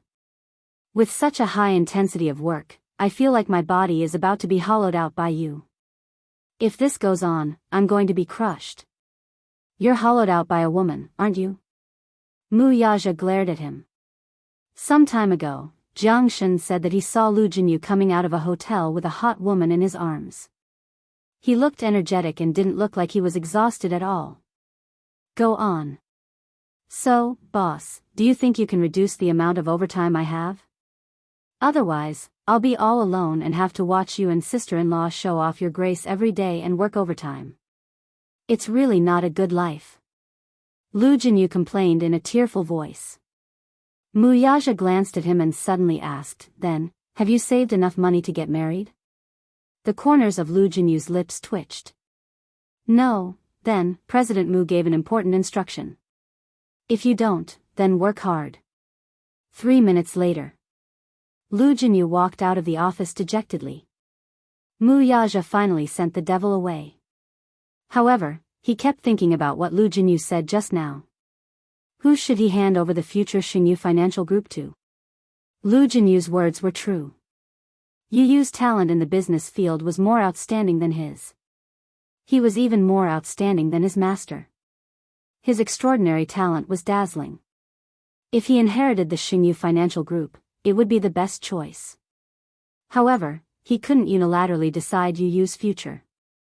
In other words, Yu Yu's future should be in his own hands. If he said that again, he would not force his will on the child. Even if he became a teacher, a soldier, an artist, or even a scientist in the future, he wouldn't force him to do anything. Because he loved him. He loved these two little guys. Although he was usually not good with words, his fatherly love was deep. He was never good at expressing his love for the two little guys. Instead, he silently protected them and accompanied them. At 4:00, Muyaja walked out of his office. Outside his office were Lu Jinyu and Jiang Shen's offices. He left under their resentful gazes. Jiang Shen said enviously, "You're going to pick up sister-in-law from work so early." After Muyaja walked away, Lu Jinyu ran his fingers through his hair and lamented, "Ah. Working overtime is so painful. What's more painful is that I don't have a wife. I'm going crazy." "Boss, your aggro is extraordinary." Jiang Shen's eyes were red as he bit down on the pen cap. Lu Jinyu gritted his teeth and said, "What was even more infuriating was that one day, I asked him why he could get off work so early while we had to work overtime." "Oh." Jiang Shen was rather surprised. "When did you say that?" "During the staff meeting." "In front of all the employees?" Xingyu Financial Group's corporate culture, first of all, the system of equal status between the company's top management and its employees attracted countless elites. Lu Jinyu said, "In order to convince all the employees, I specially checked boss's clock-in record. Which one of them didn't leave the company at 4 in the afternoon? Because he had to pick up his wife." Jiang Shen said. Chapter 2803. Boss wasn't angry either. "You exposed him in front of so many people, but he didn't deduct your bonus." "Humph." Lu Jinyu sneered and said, "I questioned him. Why is he allowed to leave work 4 hours in advance?" Guess what he said in the end? "Tell me about it." Jiang Shen rested his chin on one hand. Lu Jinyu adjusted his collar and imitated Muyaja's unfathomable expression. He said coldly, "I start work at 10 p.m. and leave at 6 p.m. However, I'm used to planning my working hours. Generally speaking, I can finish my work before 3 p.m., have a cup of afternoon tea, and then leave the office." "Comrade Jinyu, what about you? Starting work at 10 p.m. and taking a 1-hour lunch break? How could he finish such a heavy workload in 5 hours? Most importantly, he could always spare an hour for afternoon tea." Jiang Shen slammed the report on the table. "Boss is a pervert." Muyaja drove out of the office. The reason why he finished work at 4 p.m. and left the office early was to avoid the busy traffic. At 6 p.m., the rush hour after work, the roads would be congested. He would usually arrive at the set at 4:30 p.m., then pick up Yunshishir and leave the set. Based on his driving speed, he would usually be home before 6 p.m. Yunshishir's scenes were also required to be shot before 4 p.m. However, on this day, Yunshishir's scenes were filmed until very late. By the time he arrived, she was still filming. Muyaja entered the set and walked to the filming location. The filming location had changed to Wuling Mountain. Because extreme youth mainly revolved around car racing, racing on the mountain roads was also an important part of the story. The scenes were all filmed together on the same set. Yunshishir filmed the racing scenes for several days. Although she didn't complete some of the particularly dangerous scenes herself, she still completed most of the scenes herself. Gu Xing's evaluation of her was that her driving skills were difficult to explain in a few words. Yun Shishir suffered a big blow. After a day of racing on the mountain roads, she still had to experience Mu Yaja's speed and passion on the way home. Every time she returned home, she would sit at the dining table with a livid face. She was already dizzy, and when she saw the greasy food, she wanted to vomit. Mu Yaja's driving skills were amazing. It was a pity that this man didn't become a professional driver. When Mu Yaja arrived at the set, everyone there retreated in shock when they saw him. Ever since Yun Shishir and him went public with their relationship, everyone knew his identity. The former overlord of the Mu Financial Group and the current founder of Xingyu Financial Group, and Yun Shishir's fiancé. It was just that this man was definitely a gentle gentleman in front of her in front of the screen. However, in private, a crew member once mustered up the courage to go up and say hello. Mu Yaja suddenly scanned her with a cold light and almost froze her into ice. It was too scary. There was always a sense of, keep people away from him. Chapter 2804. When Mu Shi saw him, she immediately went up to him enthusiastically. Chairman Mu, you're early today. However, Shishir's scenes aren't done yet. She had a few NGs midway and the filming wasn't ideal. The director had no choice but to cut the scenes and reshoot. Yes. I don't know why. Maybe it's because she's not in good condition. Coupled with the steep mountain roads, even though she took precautions, it was still difficult for her to film the entire day. Maybe she got carsick. Shishir vomited a few times and wasted a lot of time. Vomited? Mu Yaja furrowed his brows. He remembered that she did not get carsick. Unless she was in a racer's car. However, if she was driving and recording, many of them would use special effects. They only needed to capture a few moving shots and render them. How could she get carsick at such a slow speed? Mu Yaja could not help but wonder if she vomited because she was not feeling well. It's okay. I'll wait for her. Mu Yaja did not think too much about it. He sat down on a chair at the side. Mu Shi stood helplessly at the side and could not help feeling a little uneasy. She knew very well that with her relationship with Shishir, there was no need for her to be so fearful and respectful toward Mu Yaja. However, for some reason, when facing this man, the servility in her bones involuntarily came out. Mu Shi carefully walked to the side and sized up Mu Yaja. She asked tentatively, Chairman Mu, are you hot? Are you thirsty? Do you want me to get you a glass of water? No need. He had come over after afternoon tea, so he was not thirsty now. Mu Yaja looked at her again and suddenly snorted. You don't have to be so nervous. Mu Shi said nervously, I don't know why, but I feel nervous when I see Chairman Mu. Mu Yaja touched his face and muttered suspiciously, could it be that I look too fierce? No. She hurriedly waved her hands and said uneasily, Mr. Mu is very kind and approachable when he smiles. He's also very kind to me, but, the corner of Mu Yaja's mouth twitched. He was speechless. Why did it sound like he was some kind of national leader from her mouth? Mu Yaja was speechless. Just sit there quietly. All right. Upon hearing this, Mu Shi immediately sat down at the side. Sitting upright and still, she resembled an obedient student who had just started primary school. It made one feel cold. Half an hour later, Yun Shishir's scenes finally ended. The director finally gave his approval. Although this scene was not satisfactory, if they continued to shoot like this, her condition would not improve. It was better to wait until she was in a better condition before reshooting. Anyway, she was about to finish filming her scenes, so she didn't have to rush. After filming, the director walked over to her and asked, Shishir, you've been acting a little strange recently. Are you feeling unwell? Yun Shishir frowned and shook her head helplessly.